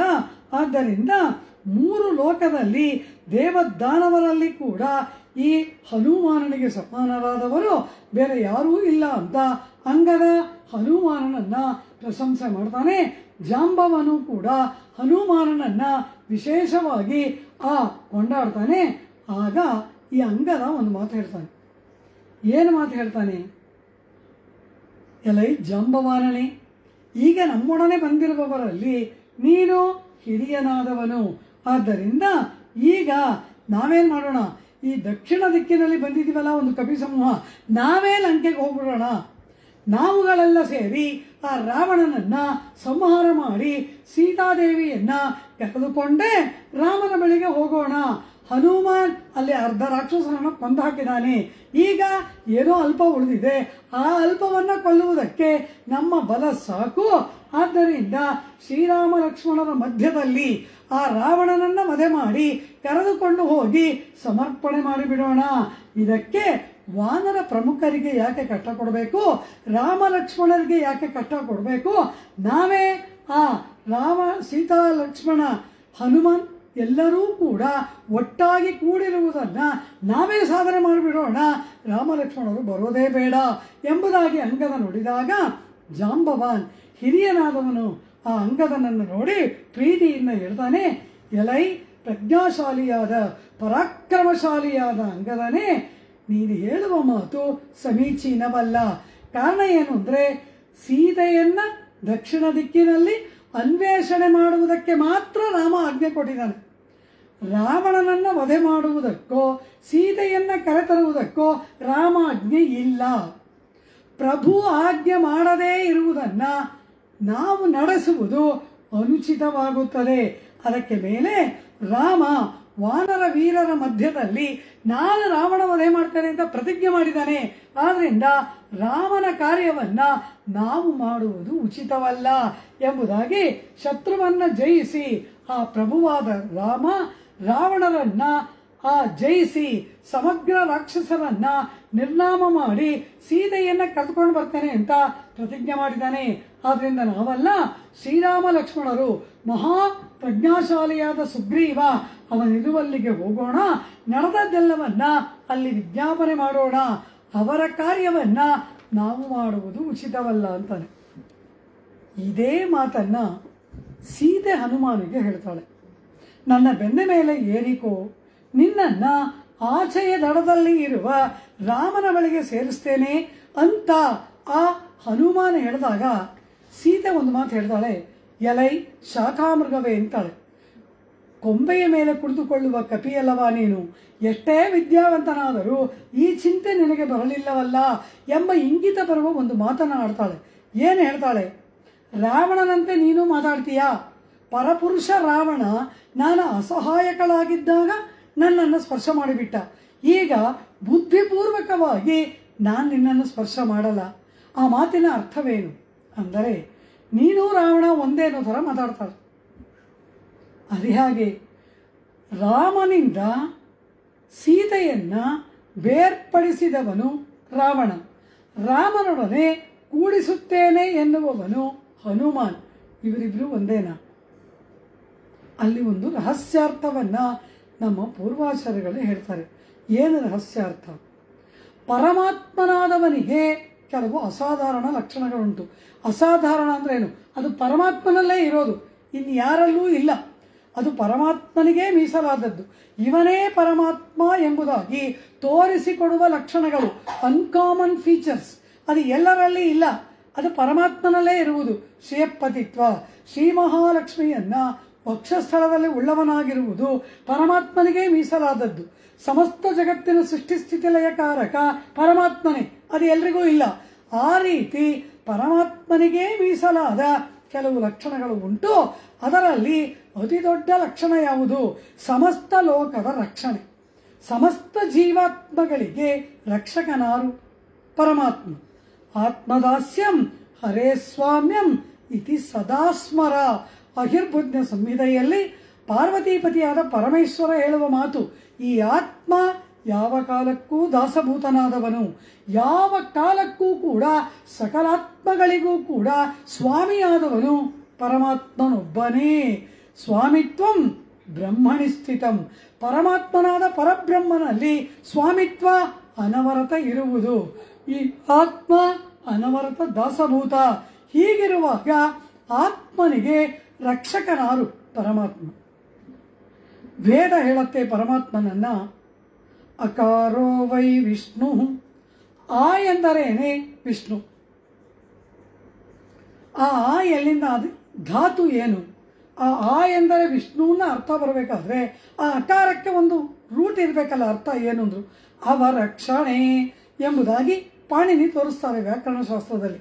ಎಲ್ಲರನ್ನ ರಕ್ಷಣೆ ಮಾಡುವವನು ಯಾರೋ ಅವನು ಅಕಾರವಾಚ್ಯನಾದ ಪರಮಾತ್ಮ. ಪರಮಾತ್ಮನನ್ನ ಆ ಅಂತ ಕರೆದ್ರೆ ಅರ್ಥ ಏನು? ಅವ ರಕ್ಷಣೆ ಸಕಲಾತ್ಮಗಳನ್ನ, ಅಂದರೆ ಕೇವಲ ಇಲ್ಲಿರುವ ನಮ್ಮನ್ನ ಅಂತಲ್ಲ, ಪರಮಪದದಲ್ಲಿರುವ ನಿತ್ಯ ಸೂರಿಗಳು, ಇಲ್ಲಿಂದ ಮುಕ್ತಿಯನ್ನು ಪಡೆದು ಅಲ್ಲಿಗೆ ಹೋದ ಮುಕ್ತಾತ್ಮರು, ಪುಣ್ಯ ಪಾಪ ಕರ್ಮಗಳಿಂದ ಕಟ್ಟುಪಟ್ಟ ಬದ್ಧರಾದ ನಾವುಗಳು, ಹೀಗೆ ಬದ್ಧ ಮುಕ್ತ ನಿತ್ಯ ಎಂಬ ತ್ರಿವಿಧ ರೂಪವಾದ ಚೇತನರನ್ನು ರಕ್ಷಣೆ ಮಾಡುವ ಏಕೈಕ ಸ್ವಾಮಿಯಾದವನು ಮಾತ್ರವೇ ಅಕಾರವಾಚ್ಯನಾದ ಪರಮಾತ್ಮ.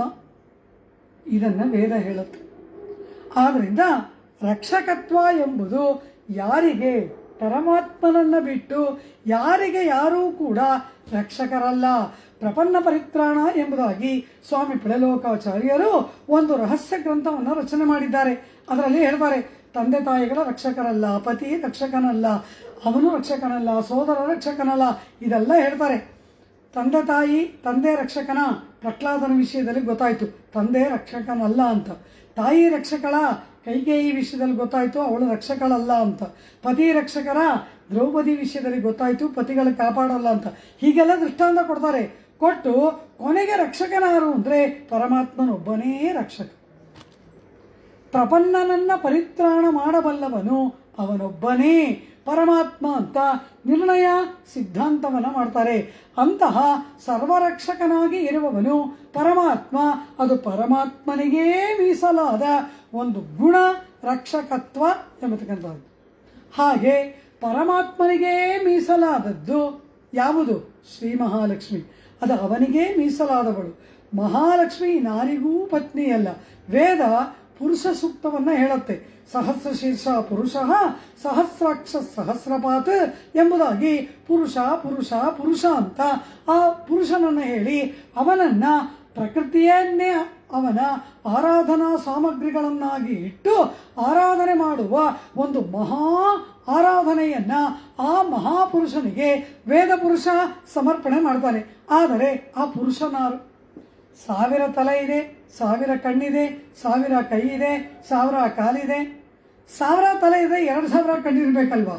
1000 ತಲೆ 1000 ಕಣ್ಣು ಅಂದ್ರೆ ಅರ್ಥ ಏನು? ಇಲ್ಲಿ 1000 ಎನ್ನುವುದು 1000 ಅಂತ ಸಂಖ್ಯೆ ಅಲ್ಲ, ಬಹು ಎಂಬ ಅರ್ಥ. ಅಂದರೆ ಎಣಿಸಲಾರದಷ್ಟು, ಅಸಂಖ್ಯಾತ ಎಂಬುದಾಗಿ ಅರ್ಥ. ಅಸಂಖ್ಯಾತ ಎಂಬುದನ್ನು 1000 ಅಂತ ವೇದ ಪುರುಷ ಹೇಳ್ತಾ ಇದ್ದಾನೆ. ಈ ರೀತಿ ಆ ಪುರುಷ ಅವನಾರು? ಪುರುಷ ಪುರುಷ ಅಂತ ಹೇಳ್ಬಿಟ್ರಿ. ಅವನಾರು? ಇಂದ್ರನ, ಚಂದ್ರನ, ಪಾರ್ವತೀಪತಿಯಾದ ರುದ್ರನ, ಸರಸ್ವತೀಪತಿಯಾದ ಚತುರ್ಮುಖ ಬ್ರಹ್ಮನ, ಕುಬೇರನ, ವರುಣನ ಅವನಾರು ಎಂಬುದಾಗಿ ವಿಚಾರ ಮಾಡುವಾಗ ಆ ಪುರುಷ ಸೂಕ್ತವೇ ಕೊನೆಯಲ್ಲಿ ಹೇಳುತ್ತೆ, ಇದುವರೆವಿಗೂ ನಾನು ಯಾರಿಗೆ ಈ ಆರಾಧನೆಯನ್ನು ಮಾಡಿದೆನೋ, ಯಾರನ್ನ ನಾನು ಪೂಜೆ ಮಾಡಿದನೋ ಅವನು ನಮಗೆ ಎಲ್ಲವನ್ನ ಕೊಡಲಿ. ಯಾರವನು? ಹ್ರೀಶ್ಚತೆ ಲಕ್ಷ್ಮೀಶ್ಚ ಪತ್ನ್ಯೌ ಅಹೋರಾತ್ರೇ ಪಾರ್ಶ್ವೇ ನಕ್ಷತ್ರಾಣಿ ರೂಪಂ. ಆ ಪುರುಷನಾರು? ಹ್ರೀಶ್ಚತೆ ಲಕ್ಷ್ಮೀಶ್ಚ ಪತ್ನ್ಯೌ ತೋರಿಸ್ಬಿಡ್ತು. ಇದುವರೆಗೂ ಪುರುಷ ಸೂಕ್ತದಿಂದ ಆರಾಧನೆ ಮಾಡಲ್ಪಟ್ಟವನು ಯಾರು ಎಂದರೆ, ಹ್ರೀ ಎಂದರೆ ಭೂಮಿದೇವಿ, ಲಕ್ಷ್ಮೀ ಎಂದರೆ ಶ್ರೀ ಮಹಾಲಕ್ಷ್ಮಿ. ಆ ಭೂಮಿಗೂ ಲಕ್ಷ್ಮೀದೇವಿಗೂ ಪತಿಯಾದವನು ಯಾರೋ ಅವನು ಇದುವರೆಗೂ ಪುರುಷ ಸೂಕ್ತದಿಂದ ಆರಾಧನೆ ಮಾಡಲ್ಪಟ್ಟ ಮಹಾಪುರುಷ ಎಂಬುದನ್ನೇ ವೇದವೇ ಹೇಳ್ಬಿಡ್ತು. ನಮಗೆ ಸಂದೇಹವೇ ಬೇಡ, ಅವನೇ ಆ ಮಹಾಪುರುಷ. ಅಂತಹ ಪರಮಾತ್ಮ ಇಷ್ಟಂ ಮನಿಷಾಣ ಅಮುಂ ಮನಿಷಾಣ ಸರ್ವಂ ಮನಿಷಾಣ ನಮಗೆಲ್ಲವನ್ನ ಕೊಡಲಿ. ಎಲ್ಲವನ್ನ ಕೊಡೋನು ಯಾರು? ಲಕ್ಷ್ಮೀಪತಿ. ಹ್ರೀಶ್ಚತೆ ಲಕ್ಷ್ಮೀಶ್ಚ ಪತ್ನ್ಯೌ. ಲಕ್ಷ್ಮೀ ಸಹಿತನಾದಂತಹ ಪರಮಾತ್ಮನನ್ನ ವೇದ ಪುರುಷ ಪ್ರಾರ್ಥನೆ ಮಾಡ್ತಾನೆ. ಆ ರೀತಿ ಆ ಪರಮಾತ್ಮನಿಗೆ ಮೀಸಲಾದದ್ದು ರಕ್ಷಕತ್ವ ಎಂಬ ಗುಣ. ರಕ್ಷಣೆ ಎಂಬುದು ಪರಮಾತ್ಮನ ಅತಿ ದೊಡ್ಡ ಲಕ್ಷಣ, ಅದು ಅವನಿಗೇ ಮೀಸಲಾದ ಗುಣ. ಹಾಗೆ ಇಲ್ಲಿ ಮಹಾಲಕ್ಷ್ಮಿ ಇದ್ದಾಳಲ್ಲ, ಅವಳು ಪರಮಾತ್ಮನಿಗೇ ಮೀಸಲಾದವಳು ಮಹಾಲಕ್ಷ್ಮಿ. ಸೀತೆಯ ಅಭಿಪ್ರಾಯವೇನು? ಪರಮಾತ್ಮನಾದ ರಾಮನಿಗೇ ಮೀಸಲಾದ ನನ್ನನ್ನ ರಾವಣ ಅಪಹರಣ ಮಾಡಿಬಿಟ್ಟ. ಇನ್ನು ಆ ಪರಮಾತ್ಮನಿಗೆ ಮೀಸಲಾದ ರಕ್ಷಣೆ ಎಂಬುದನ್ನ ನೀನು ಅಪಹಾರ ಮಾಡಕ್ ನೋಡ್ತಿದೀಯಲ್ಲ, ನನ್ನನ್ನು ರಾಮ ರಕ್ಷಣೆ ಮಾಡಬೇಕಾ, ನೀ ರಕ್ಷಣೆ ಮಾಡಬೇಕಾ? ನನಗೆ ರಕ್ಷಕ ರಾಮ, ನೀನಲ್ಲ. ಆದ್ರಿಂದ ರಾಮನಿಗೆ ಮೀಸಲಾದ ನನ್ನನ್ನ ರಾವಣ ಅಪಹಾರ ಮಾಡ್ದ, ಪರಮಾತ್ಮನಿಗೆ ಮೀಸಲಾದ ನನ್ನನ್ನ ರಾವಣ ಅಪಹಾರ ಮಾಡ್ದ. ಪರಮಾತ್ಮನಿಗೆ ಮೀಸಲಾದ ರಕ್ಷಕತ್ವವನ್ನ ನೀನು ಅಪಹಾರ ಮಾಡಕ್ ನೋಡ್ತಿದೀಯಲ್ಲ, ಆದ್ರಿಂದ ನೀನು ರಾವಣ ಒಂದೇನೋ ಹಾಗೆ ಮಾತಾಡ್ದ. ಆದ್ದರಿಂದ ಪರಮಾತ್ಮನಿಗೆ ಮೀಸಲಾದವಳು ಇವಳು, ರಕ್ಷಕತ್ವ ಪರಮಾತ್ಮನಿಗೆ ಮೀಸಲು. ಅದನ್ನ ಜಾಂಬವಾನ್ ಇಲ್ಲಿ ಹೇಳ್ತಾನೆ. ರಾವಣನನ್ನ ರಾಮನೇ ಕೊಲ್ಲಬೇಕು, ಸೀತೆಯನ್ನ ರಾಮನೇ ರಕ್ಷಿಸಬೇಕು. ಸೀತೆ ಕೂಡ ಅದನ್ನೇ ನಿರೀಕ್ಷಣೆ ಮಾಡ್ತಾಳಲ್ವಾ. ಏನು ಹೇಳ್ತಾಳೆ ಹನುಮಾನನಿಗೆ? ಶರೈಸ್ತು ಸಂಕುಲಾಂ ಕೃತ್ವ ಲಂಕಾಂ ಪರಬಲಾರ್ದನ ಮಾನ್ನಯೇತ್ಯಧಿಕಾ ಕುತ್ಸ್ಥಃ ತತ್ತಸ್ಯ ಸದೃಶಂ ಭವೇತ್. ಇದು ಹನುಮಾನನಿಗೆ ಸೀತೆ ಹೇಳಿದ ಮಾತು. ರಾಮ ಬರಬೇಕು, ತನ್ನ ಶರದ ಚಾಲದಿಂದ ಲಂಕೆಯನ್ನು ಮುಚ್ಚಬೇಕು, ಇಡೀ ಲಂಕಾ ಧೂಳೀಪಟವಾಗಬೇಕು. ಆ ರಾಮ ಬಂದು ನನ್ನನ್ನು ಕರೆದೊಯ್ಯಬೇಕು. ಹಾಗೆ ರಾಮನೊಡನೆ ಹೋಗುವುದು ನನಗೂ ಯುಕ್ತ, ಹಾಗೆ ನನ್ನನ್ನು ಕರೆದೊಯ್ಯುವುದು ರಾಮನಿಗೂ ಉಚಿತ. ಇದನ್ನ ನಾನು ಬೇರೆಯವರ ಜೊತೆ ಹೋಗುವುದು ನನಗೂ ಉಚಿತವಲ್ಲ, ಬೇರೆಯವರು ನನ್ನನ್ನು ರಕ್ಷಿಸುವುದು ರಾಮನಿಗೂ ಉಚಿತವಲ್ಲ. ನೀನು ಹೋಗು ಅಂತಾಳೆ ಹನುಮಾನನನ್ನು ನೋಡಿ. ಅದೇ ಮಾತನ್ನ ಇಲ್ಲಿ ಜಾಂಬವಾನ್ ಅಂಗದನಿಗೆ ಹೇಳ್ತಾನೆ. ಎಲ್ಲ ಅಂಗದ, ಇದು ನಾವು ಮಾಡುವ ಕಾರ್ಯವಲ್ಲ. ಆದ್ದರಿಂದ ಇಲ್ಲಿ ಎಲ್ಲರೂ ಕೂಡ ರಾಮಾಜ್ಞೆಯನ್ನ ಪಾಲಿಸುತ್ತಾ ನಡೆದ ವಿದ್ಯಮಾನಗಳನ್ನ ಸೀತೆಯನ್ನ ಕಂಡೆವು, ಅವಳು ದೊರೆತಳು, ಇಷ್ಟನ್ನ ಮಾತ್ರ ರಾಮನಿಗೆ ನಿವೇದಿಸುವುದು ನಮ್ಮ ಕರ್ತವ್ಯವೇ ವಿನಃ ಆ ರಾವಣನ ಕೊಲ್ತೀನಿ, ಸೀತೆಯನ್ನು ಕರ್ಕೊಂಡು ಬರ್ತೀನಿ, ಇದೆಲ್ಲ ನಾವು ಮಾಡುವ ಕಾರ್ಯವಲ್ಲ. ನಾವೆಲ್ಲರೂ ಈಗ ಕಿಷ್ಕಿಂಧೆಗೆ ತೆರಳಿ ಆ ಸುಗ್ರೀವನಿಗೆ ಎಲ್ಲ ಸಂದೇಶಗಳನ್ನ ತಿಳಿಸೋಣ ಎಂಬುದಾಗಿ ಹೇಳಿದಾಗ ಅಂಗದನೇ ಮೊದಲಾದ ಸಮಸ್ತ ಕಪಿವೀರರು ಕೂಡ ಹನುಮಾನ್ ಜಾಂಬವಾನನ, ಹನುಮಾನನು ಇದೇ ಮಾತು ಹೇಳ್ತಾನೆ, ಜಾಂಬವಾನನ ಹನುಮಾನನ ಮಾತುಗಳನ್ನು ಅನುಮೋದಿಸಿ ಎಲ್ಲ ಕವಿಗಳು ಆನಂದದಿಂದ ಆ ವಾಯುಪುತ್ರನಾದ ಹನುಮಾನನನ್ನು ಮುಂದಿಟ್ಟುಕೊಂಡು ಮಹೇಂದ್ರ ಪರ್ವತದಿಂದ ಎಲ್ಲ ಕವಿಗಳು ಆಕಾಶಕ್ಕೆ ಜಿಗಿದವು. ವೃಕ್ಷಲತೆಗಳಿಂದ ಸಮೃದ್ಧವಾದ ನಂದವನ, ಆ ಒಂದು ಸುಗ್ರೀವ ಒಂದು ಉದ್ಯಾನವನವನ್ನು ಇಟ್ಕೊಂಡಿದ್ದಾನೆ. ಬಹಳ ಪ್ರಿಯ ಅವನಿಗೆ ಆ ಒಂದು ಉದ್ಯಾನವನವನ್ನ, ಆ ವನವನ್ನ ಕಂಡರೆ ಮಧುವನ ಅಂತ ಹೆಸರು. ಆ ಮಧುವನ ಎಂಬುದು ಈ ಮಹೇಂದ್ರಗಿರಿಯಿಂದ ಕಿಷ್ಕಿಂಧಾನಗರಕ್ಕೆ ಬರುವ ಮಾರ್ಗ ಮಧ್ಯದಲ್ಲಿ ಅದಿದೆ. ಅದು ಯಾವ ಕಾಲಕ್ಕೂ ಕೂಡ ಯಾವಾಗಲೂ ಹಣ್ಣು ಹಂಪಲಗಳಿಂದ ತುಂಬಿಸಿ ಅನವರತ ಕಂಗೊಳಿಸತಕ್ಕಂತಹ ಸಮೃದ್ಧವಾಗಿರುವ ಒಂದು ವನ ಅದು ಮಧ್ಯದಲ್ಲಿ ಬರುತ್ತೆ. ಈ ವಾನರರೆಲ್ಲರೂ ಕೂಡ ಆಕಾಶ ಮಾರ್ಗದಿಂದ ಮುಂದೆ ಮುಂದೆ ಸಾಗುವಾಗ ವೃಕ್ಷಗಳಿಂದಲೂ ಬಳ್ಳಿಗಳಿಂದಲೂ ಅಪಾರವಾದ ಫಲಗಳಿಂದ ತುಂಬಿದಂತಹ ಆ ವೃಕ್ಷಗಳಿಂದ ಕೂಡಿದ ಆ ಮಧುವನವನ್ನು ನೋಡ್ತಾರೆ. ಅದು ಸುಗ್ರೀವನಿಗೆ ಸೇರಿದಂತಹ ಮಧುವನ. ಅದನ್ನು ದಧಿಮುಖ ಎಂಬತಕ್ಕಂತಹ ಒಬ್ಬ ವಾನರನ ರಕ್ಷಣೆಯಲ್ಲಿ ಬಿಟ್ಟಿರ್ತಾನೆ. ಆ ವನವನ್ನು ನೋಡಿಕೊಳ್ಳುವ ಜವಾಬ್ದಾರಿ ದಧಿಮುಖ ಎಂಬ ವಾನರನಿಗೆ ಸೇರಿದ್ದು. ಆ ಸುಗ್ರೀವನ ಸೇವಕನಾಗಿ ಆ ವನವನ್ನು ದಧಿಮುಖ ರಕ್ಷಣೆ ಮಾಡ್ತಾ ಇರ್ತಾನೆ. ಅಲ್ಲಿಗೆ ಈ ವಾನರ ವೀರರೆಲ್ಲ ಬರ್ತಾರೆ. ಪ್ಲವಮಾನಾಕಮುತ್ಪತ್ಯ ತತಸ್ಥೆ ಕಾನನೌಕಸಃ ನಂದನೋಪಮಾಸೇದುರ್ವನಂ ಧ್ರುವಲತಾಯುತಂ ಎತ್ತನ್ ಮಧುವನಂ ನಾಮ ಸುಗ್ರೀವಸ್ಯಾಭಿರಕ್ಷಿತಂ ಅದೃಶ್ಯಂ ಸರ್ವಭೂತಾನಾಂ ಸರ್ವಭೂತ ಮನೋಹರಂ. ಸುಗ್ರೀವನ ಭಯದಿಂದ ಆ ವನದಲ್ಲಿರುವ ಒಂದು ಮರ ಬಳ್ಳಿಯನ್ನು ಕೂಡ ಯಾರೂ ಮುಟ್ತಾ ಇರೋಲ್ಲ. ಆ ದಧಿಮುಖ ಎಂಬತಕ್ಕಂತಹ ಮಹಾವೀರ ಆ ವನವನ್ನು ರಕ್ಷಣೆ ಮಾಡ್ತಾ ಇರ್ತಾನೆ.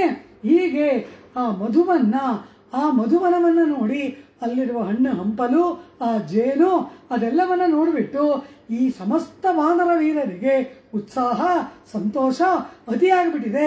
ಇವರೆಲ್ಲ ಅಂಗದನ್ನು ನೋಡಿ ಕೇಳ್ತಾರಂತೆ, ಇಲ್ಲಿರೋ ಹಣ್ಣನ್ನೆಲ್ಲ ನಾವು ತಿನ್ಬೇಕು, ಇಲ್ಲಿರೋ ಮಧುವನ್ನೆಲ್ಲ ಪಾನ ಮಾಡಬೇಕು, ಆದ್ದರಿಂದ ಅನುಮತಿಯನ್ನು ಕೊಡು ಎಂಬುದಾಗಿ. ಆಗ ವೃದ್ಧರಾದ ಜಾಂಬವನೇ ಮುಂತಾದ ವೃದ್ಧ ವಾನರರ ಜೊತೆಯಲ್ಲಿ ಅಂಗದ ಸಮಾಲೋಚನೆಯನ್ನು ಮಾಡಿ ಅನುಮತಿ ಕೊಟ್ಬಿಡ್ತಾನೆ. ಈ ವನದಲ್ಲಿ ಏನು ಬೇಕಾದ್ರೂ ತಿನ್ನಿ, ಏನು ಬೇಕಾದ್ರೂ ಹಾರಾಡಿ, ಎಷ್ಟಾದರೂ ಜೇನು ಕುಡಿರಿ, ಏನಾದರೂ ಮಾಡಿ ಎಂಬುದಾಗಿ ಆ ಮಧುವನದಲ್ಲಿ ಎಲ್ಲ ಭಕ್ಷ್ಯ ಭೋಜ್ಯಗಳನ್ನು ಚೆನ್ನಾಗಿ ಆಸ್ವಾದನೆ ಮಾಡುವುದಕ್ಕೆ ಅಂಗದ ಅನುಮತಿಯನ್ನು ಕೊಟ್ಬಿಡ್ತಾನೆ. ಆಗ ಆ ದಧಿಮುಖ ಅಡ್ಡ ಬಂದು ಇವರೆಲ್ಲರನ್ನ ಗೂಡುಗಳನ್ನು ತೋಳಿನಿಂದಲೇ ತಬ್ಬಿಕೊಂಡು ಆ ಜೇನನ್ನು ಹಿಂಡಿ ಅದಕ್ಕೆ ಬಾಯೊಡ್ಡುತ್ತವಂತೆ. ಈ ವಾನರರು ಏನೆಲ್ಲ ಕಪಿಗಳು ಮಾಡುತ್ತವೋ ವನದಲ್ಲಿ ಅಷ್ಟನ್ನೂ ಕೂಡ ಇದನ್ನೆಲ್ಲ ಮಾಡಿದ್ರು. ಕೊನೆಗೆ ಅಪಾರವಾಗಿ ಮಧುವನ್ನು ಪಾನ ಮಾಡಿ ಹಣ್ಣು ಹಂಪಲನ್ನೆಲ್ಲ ತಿಂದು ಮೈಮರೆದಾಗ ಆಯಾಸ ಏರ್ಪಟ್ಟು ಅಲ್ಲಿನ ವೃಕ್ಷಗಳ ಎಲೆಯನ್ನು ಹಸ್ಕೊಂಡು ಅಲ್ಲೇ ಮಲಗಿಬಿಟ್ವಂತೆ, ಕಪಿಗಳಲ್ಲ. ಈ ರೀತಿ ಮಾಡಿದಾಗ ಕೊನೆಗೆ ಆ ಮಧು ನಿದ್ರೋಣ ಮಾತ್ರಾಣಿ ಬಾಹುವಿಪರಿಗೃಹ್ಯತೆ ಪಿಬಂತಿ ಸಹಿತ ಸರ್ವೇ ನಿಘ್ನಂತಿ ಸ್ಮ ತಥಾ ಪರೇ. ಆ ರೀತಿ ಈ ಎಲ್ಲ ಆನಂದದ ಅನುಭವಗಳನ್ನು ಮಾಡಿ ವಿಕೃತವಾದ ಚೇಷ್ಟೆಗಳನ್ನೆಲ್ಲ ಮಾಡಿ ಹಾವಭಾವಗಳನ್ನು ಮಾಡಿ ಎಲ್ಲ ಕಪಿಗಳು ಕೂಡ ಆನಂದವನ್ನು ಪಡ್ತಾ ಇದ್ವು.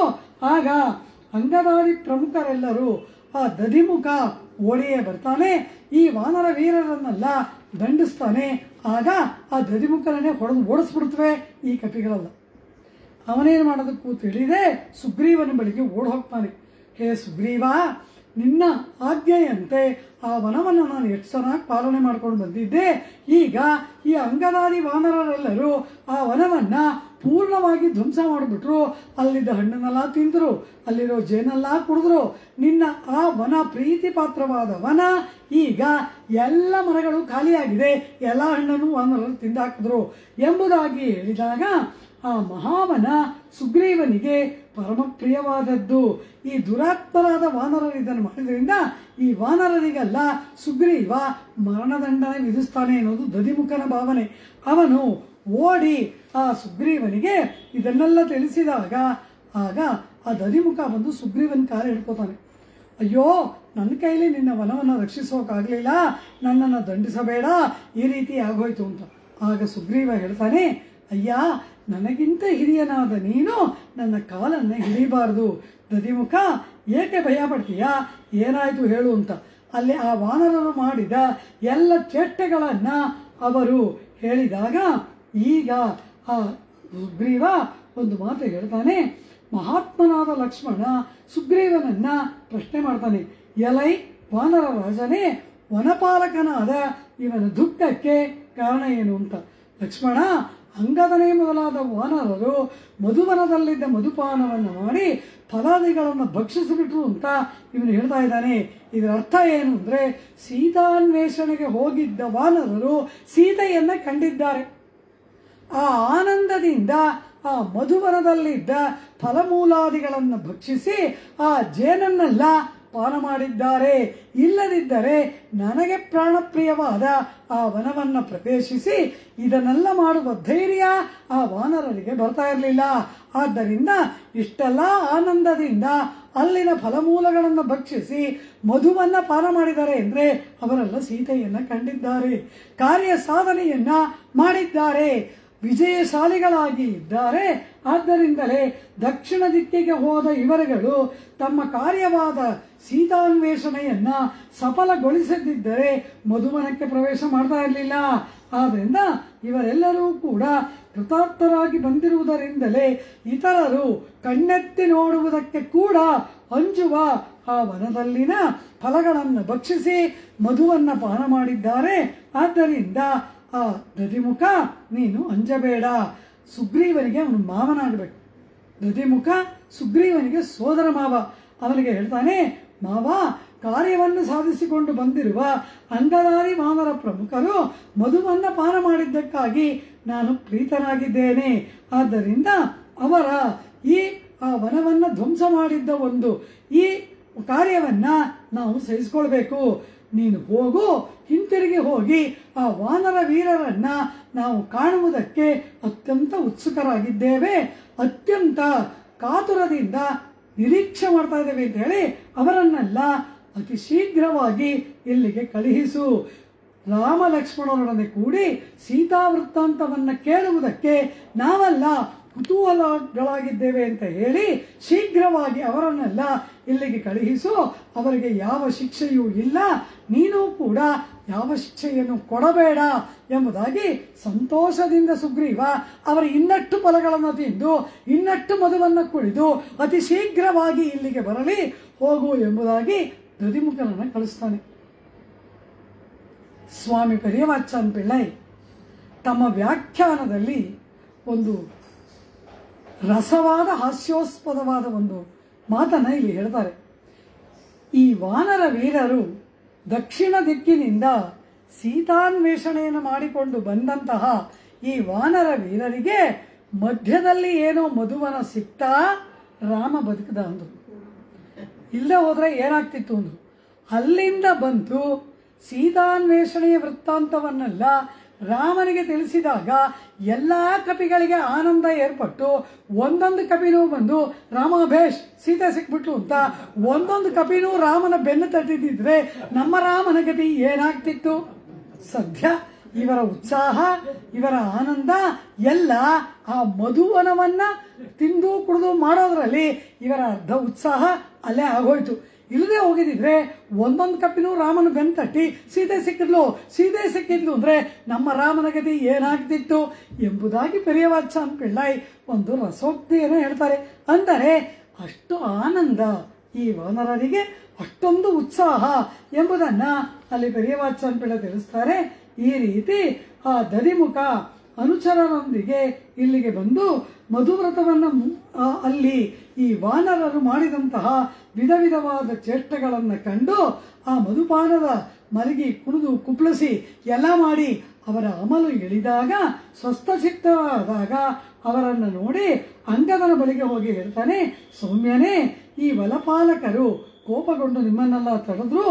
ಈಗ ಸುಗ್ರೀವ ಆಜ್ಞೆ ಕೊಟ್ಟಿದ್ದಾನೆ, ಸತ್ವದಾಗಮನಂ ಸುತ್ವ ಸಹೈರ್ಬಿಗರ್ಯೂಥಪೈ ಪ್ರಹೃಷ್ಟೋ ನತುರುಷ್ಟೋಸೌ ವನಂ ಸುತ್ವಾ ಪ್ರದರ್ಶಿತಂ. ಈಗ ಸುಗ್ರೀವ ಈ ವನವನ್ನು ಹಾಳು ಮಾಡಿದ್ದಕ್ಕೆ ನಿಮ್ಮ ಮೇಲೆ ಕೋಪಗೊಂಡೇ ಇಲ್ಲ. ಪ್ರಹೃಷ್ಟ, ನಿಮ್ಮ ವಿಷಯದಲ್ಲಿ ಅವನು ಸಂತೋಷನಾಗಿದ್ದಾನೆ. ವಾನರ ಪ್ರಭುವು ನಿನ್ನ ಚಿಕ್ಕಪ್ಪನೂ ಆದ ಸುಗ್ರೀವ ಕೋಪಗೊಳ್ಳದೆ ಸಂತೋಷಗೊಂಡಿದ್ದಾನೆ. ನಿಮ್ಮೆಲ್ಲರನ್ನ ಅತಿ ಶೀಘ್ರವಾಗಿ ಕಿಷ್ಕಿಂಧಾನಗರಕ್ಕೆ ಬರುವಂತೆ ಆಜ್ಞೆಯನ್ನು ಕೊಟ್ಟಿದ್ದಾನೆ. ನೀವು ಅತಿ ಶೀಘ್ರವಾಗಿ ಈ ಸೀತಾನ್ವೇಷಣೆಯ ವಿಚಾರವನ್ನ ತಿಳಿಸುವುದಕ್ಕಾಗಿ ಸುಗ್ರೀವನ ಬಳಿಗೆ ಹೋಗಿರಿ ಎಂಬುದಾಗಿ ಹೇಳಿ ಕೂಡಲೇ ಅಂಗದಾದಿಗಳೆಲ್ಲ ತಮ್ಮ ಬಾಲವನ್ನು ಎತ್ಕೊಂಡು ಆನಂದದಿಂದ ಕುಣಿದು ಕುಪ್ಪಳಿಸಿ ಶ್ರೀರಾಮನ ದರ್ಶನಾಕಾಂಕ್ಷಿಗಳಾದ ಆ ಕಪಿನಾಯಕರೆಲ್ಲರೂ ಅಂಗದ ಹನುಮಾನನನ್ನ ಮುಂದೆ ಮಾಡಿಕೊಂಡು ಎಲ್ಲರೂ ಕೂಡ ಸುಗ್ರೀವನ ಸಮಕ್ಷಮಕ್ಕೆ ಆಗಮಿಸಿದರು. ಆಜಗ್ಮುಸ್ತೆ ಬಿಹರಯೋ ರಾಮದರ್ಶನ ಕಾಂಕ್ಷಿಣಃ ಅಂಗದಂ ಪುರತಃ ಕೃತ್ವಾ ಹನುಮಂತಂಚ ವಾನರಂ ತೇಂಗದ ಪ್ರಮುಖಾ ವೀರಾಃ ಪ್ರಹೃಷ್ಟಾಶ್ಚ ಮುದಾನ್ವಿತಾಃ ನಿಷೇತುರ್ಹರಿರಾಜಸ್ಯ ಸಮೀಪೆ ರಾಘವಸ್ಯ ಚ ಹನುಮಾಶ್ಚ ಮಹಾಬಾಹುಃ ಪ್ರಣಮ್ಯ ಶಿರಸಾ ತತಃ ನಿಯತಾಮಕ್ಷತಾಂ ದೇವಿ ರಾಘವಾಯ ನ್ಯವೇದಯತೆ. ಎಲ್ಲರೂ ಶ್ರೀರಾಮಚಂದ್ರ, ಲಕ್ಷ್ಮಣ ಮತ್ತೆ ಸುಗ್ರೀವನಿರ್ತಕ್ಕಂತಹ ಆ ಸ್ಥಳಕ್ಕೆ ಎಲ್ಲ ಕವಿಗಳು ಆಗಮಿಸಿದರು. ಆಗ ಮಹಾಬಾಹುವಾದ ಹನುಮಾನ್ ಶ್ರೀರಾಮಚಂದ್ರನಿಗೆ ಪ್ರದಕ್ಷಿಣ ನಮಸ್ಕಾರಾದಿಗಳನ್ನು ಮಾಡಿ, ಹೇ ರಾಮ, ಪತಿವ್ರತ ಶಿರೋಮಣಿಯಾದ ಸಾಧ್ವಿಯಾದ ಸೀತಾ ಕ್ಷೇಮವಾಗಿದ್ದಾಳೆ ಎಂಬುದಾಗಿ, ಅವಳನ್ನ ದೃಷ್ಟಾ ಸೀತಾ ಎಂಬುದಾಗಿ ಹನುಮಾನನ ಬಾಯಿಯಿಂದ ಬಂದ ಮಾತನ್ನ ಕೇಳಿದ ಕೂಡಲೇನೆ ರಾಮ ಲಕ್ಷ್ಮಣರಿಗೆ ಮಹದಾನಂದವಾಯಿತು. ದೃಷ್ಟ್ವಾ ದೇವೀತಿ ಹನುಮದ್ವದನಾತ್ ಅಮೃತೋಪಮಂ, ಅಮೃತ ಸಮಾನವಾದ ಆ ಮಾತುಗಳನ್ನು ಕೇಳಿದ ಕೂಡಲೇ ಆಕರ್ಣ್ಯ ವಚನಂ ರಾಮೋ, ಆ ಮಾತನ್ನ ಕೇಳಿದ ಕೂಡಲೇ ರಾಮ ಮತ್ತೆ ಲಕ್ಷ್ಮಣರಿಗೆ ಪರಮಾನಂದವಾಯಿತು. ಆಗ ಆ ಸುಗ್ರೀವನನ್ನ ಲಕ್ಷ್ಮಣ ಬಹಳಷ್ಟು ಸನ್ಮಾನ ಮಾಡಿದ. ಕಾರ್ಯ ಸಾಧನೆ ಮಾಡಿಕೊಂಡು ಬಂದ ಹನುಮಾನನನ್ನ ಲಕ್ಷ್ಮಣ ಅತ್ಯಂತ ಪ್ರಶಂಸೆ ಮಾಡಿದ. ಅನಂತರ ಅಪಾರವಾದ ಪ್ರೀತಿಯಿಂದ ರಾಮ ಹನುಮಾನನನ್ನು ವೀಕ್ಷಿಸಿ ನಡೆದ ವೃತ್ತಾಂತವನ್ನೆಲ್ಲ ನಿರೂಪಿಸುವಂತೆ ಅವನಿಗೆ ಆಜ್ಞೆಯನ್ನು ಕೊಡ್ತಾರೆ. ಯುವರಾಜಂ ಪುರಸ್ಕೃತ್ಯ ಸುಗ್ರೀವಮಭಿವಾದ್ಯ ಚ ಪ್ರವೃತ್ತಿಮತ ಸೀತಾಯಾಹ ಪ್ರವಕ್ತುಮುಪಚಕ್ರಮುಃ. ಆಗ ಶ್ರೀರಾಮನಿಗೂ ಲಕ್ಷ್ಮಣನಿಗೂ ತಲೆಬಾಗಿ ವಂದಿಸಿ, ರಾಜನಾದ ಸುಗ್ರೀವನಿಗೂ ಆ ಯುವರಾಜನಾದ ಅಂಗದನಿಗೂ ವಂದಿಸಿ, ಆ ಹನುಮಾನ್ ಸಕಲ ವೃತ್ತಾಂತಗಳನ್ನ ನಿವೇದಿಸುವುದಕ್ಕೆ ಪ್ರಾರಂಭ ಮಾಡಿದ. ಹೇಳ್ತಾನೆ, ಅಶೋಕವನದಲ್ಲಿ ಸೀತೆಯನ್ನು ಬಂಧಿಸಿಟ್ಟಿರುವುದು, ರಾಕ್ಷಸರಿಂದ ಸುತ್ತುವರಿಯಲ್ಪಟ್ಟಿರುವುದು, ರಾವಣನ ಆಗಮನ, ಸೀತೆಯ ಆತ್ಮಹತ್ಯಾ ಪ್ರಯತ್ನ ಎಲ್ಲವನ್ನು ತಿಳಿಸಿ ಕೊನೆಗೆ ತಾನು ರಾವಣನನ್ನ ರಾವಣಾಸ್ಥಾನದಲ್ಲಿ ಕಂಡದ್ದು, ತದನಂತರ ಆ ರಾವಣನಿಗೆ ಹಿತೋಪದೇಶವನ್ನು ಮಾಡಿ ಇವನ ಮಾತನ್ನ ಕೇಳದೆ ಇವನ ಲಾಂಗೂಲದಲ್ಲಿ ಅಗ್ನಿಸ್ಪರ್ಶ ಮಾಡಿದ್ದು, ಅಶೋಕವನ ಧ್ವಂಸ, ಲಂಕಾ ದಹನ ಇದೆಲ್ಲವನ್ನು ತಿಳಿಸಿ ಸೀತೆ ಏನೇನು ಮಾತು ಹೇಳಿದ್ಲು, ಕಾಕಾಸುರ ವೃತ್ತಾಂತವನ್ನು ಹೇಳಿದ್ಲಲ್ವಾ ಇವನ ಹತ್ರ, ಅದನ್ನು ಹೇಳ್ತಾಳೆ. ಅವನು ಹಣೆಯಲ್ಲಿರುವ ತಿಲಕವನ್ನ ಕೆನ್ನೆಯ ಮೇಲೆ ತಿದ್ದಿ ನಿನ್ನ ಮುಗುಳ್ನಕ್ಕೆಯಲ್ಲ ಇದನ್ನೆಲ್ಲ ನನ್ನ ಹತ್ರ ಹೇಳಿದ್ಲು ಅಂತ ಸೀತಾರಾಮರು ಏಕಾಂತದಲ್ಲಿ ನಡೆದ ಏನೇನು ವೃತ್ತಾಂತವನ್ನ ಸೀತೆ ಹೇಳಿದ್ಲೋ ಅದೆಲ್ಲವನ್ನ ರಾಮನ ಮೂಲಕ ಹೇಳಿದ್ಲು. ಎಲೈ ಮಾರುತಿ, ನೀನಿಲ್ಲಿ ನೋಡಿದ್ದು ಕೇಳಿದ್ದು ಎಲ್ಲವನ್ನು ಪುರುಷೋತ್ತಮನಾದ ನನ್ನ ರಾಮನಲ್ಲಿ ಭಿನ್ನವಿಸಿಕೋ ಎಂಬುದಾಗಿ ನಿನ್ನ ದೇವಿಯಾದ ಜಾನಕಿ ತಿಳಿಸಿದ್ದಾಳೆ. ಈ ಎಲ್ಲ ವಚನಗಳನ್ನ ಸುಗ್ರೀವ ಸಮಕ್ಷಮದಲ್ಲಿ ರಾಮನಿಗೆ ಹೇಳಬೇಕು ಅಂತ ಹೇಳಿ ಆ ಸೀತಾ ಆಜ್ಞೆ ಮಾಡಿದ್ದಾಳೆ ಎಂಬುದಾಗಿ ಹೇಳಿ, ರಾಕ್ಷಸರ ವಶದಲ್ಲಿರುವ ಆ ಸೀತಾ ಒಂದು ಮಾತನ್ನ ಹೇಳಿದ್ದಾಳೆ. ಏತಂ ದೃಷ್ಟ್ವಾ ಪ್ರಮೋದಿಷ್ಯೆ ವ್ಯಸನಂ ತ್ವಾಮಿವಾನಘ ಜೀವಿತಂ ಧಾರಯಿಷ್ಯಾಮಿ ಮಾಸಂ ದಶರಥಾತ್ಮಜ. ಎಲೈ ದಶರಥ ಪುತ್ರನಾದವನೇ, ನಾನು ಊರ್ಧ್ವಂ ಮಾಸಾನ ಜೀವಿಷ್ಯೆ ರಾಕ್ಷಸಂ ವಶಮಾಗತ. ಜೀವಿತಂ ಧಾರಯಿಷ್ಯಾಮಿ, 1 ತಿಂಗಳು ಈ ಜೀವವನ್ನ ಪ್ರಾಣವನ್ನ ಧಾರಣೆ ಮಾಡಿಕೊಂಡಿರ್ತೇನೆ. ಮಾಸಾದೂರ್ಧ್ವಂ, 1 ತಿಂಗಳಿಗೆ ಮೇಲೆ ನಾನು ರಾಕ್ಷಸರ ವಶದಲ್ಲಿರುವ ನಾನು ಜೀವಿಸಿರಲಾರೆ ಎಂಬುದಾಗಿ ಆ ಸೀತಾ ನಿನ್ನನ್ನ ಕುರಿತು ಹೇಳಿದ್ದಾಳೆ ರಾಮ ಎಂಬುದಾಗಿ ಒಂದು ವೃತ್ತಾಂತ ಬಿಡದೆ ಇಲ್ಲಿಂದ ದಕ್ಷಿಣ ದಿಕ್ಕಿಗೆ ಸೀತಾನ್ವೇಷಣಕ್ಕೆ ಹೊರಟ ಕಾಲದಿಂದ ಇಲ್ಲಿಗೆ ಬರುವ ತನಕ ನಡೆದದ್ದನ್ನ ಒಂದಕ್ಷರ ಬಿಡದೆ ಹನುಮಾನ್ ನಿವೇದನೆ ಮಾಡಿದ. ಈ ಎಲ್ಲ ವಿಷಯಗಳನ್ನ ಯಥಾವತ್ತಾಗಿ ನಿನಗೆ ತಿಳಿಸಿದ್ದೇನೆ.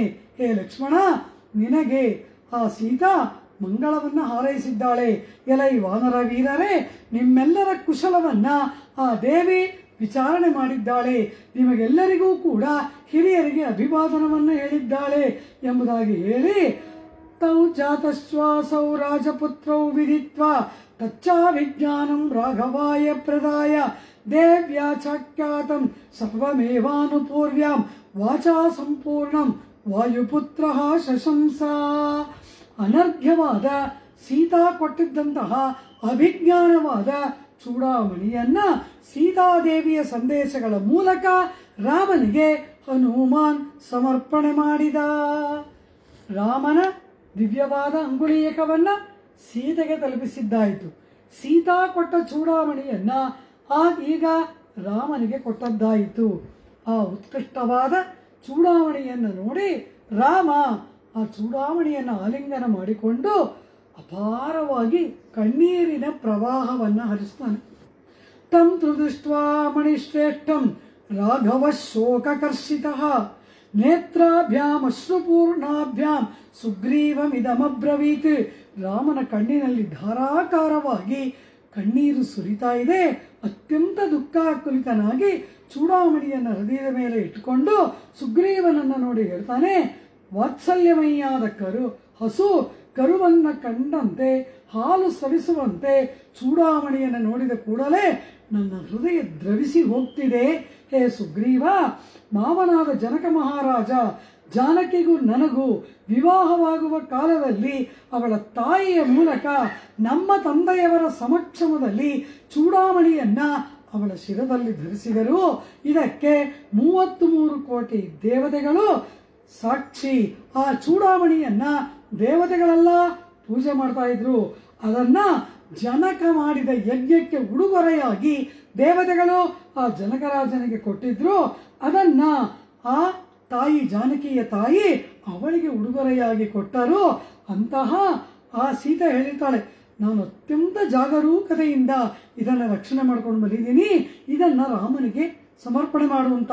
ಅಂಥ ಚೂಡಾಮಣಿಯನ್ನ ಈಗ ಸೀತಾ ನನಗೆ ಸಮರ್ಪಣೆ ಮಾಡಿದ್ದಾಳೆ ಎಂಬುದಾಗಿ ಹೇಳಿ ಅತ್ಯಂತ ಆ ರಾಮನ ಕಣ್ಣುಗಳಿಂದ ಎಡೆಬಿಡದೆ ಆ ಚೂಡಾಮಣಿಯನ್ನು ನೋಡಿದ ಕೂಡಲೇ ಅಪಾರವಾಗಿ ಕಂಬನಿ ಅದು ಸುರಿತಾನೇ ಇದೆ. ಆ ಚೂಡಾಮಣಿಯನ್ನ ನನ್ನ ಪ್ರೇಯಸಿಯಾದ ಸೀತಾದೇವಿ ತಲೆಯಲ್ಲಿ ಧರಿಸಿ ಶೋಭಾಯಮಾನಳಾಗಿ ಪ್ರೇಮದಿಂದ ನನ್ನ ಬಳಿಗೆ ಬರ್ತಾ ಇದ್ಲು. ಈಗ ಇದನ್ನ ಹೊಂದಿ ಅವಳನ್ನೇ ಪಡೆದಂತೆ ನಾನು ಭಾವಿಸ್ತೇನೆ. ಆ ಅಂಗುಳೀಯಕವನ್ನ ಪಡೆದ ಸೀತೆ ರಾಮನನ್ನೇ ಕಂಡಂತೆ ಅವಳಿಗೆ ಶೋಕ ಆನಂದ ಏರ್ಪಡ್ತು.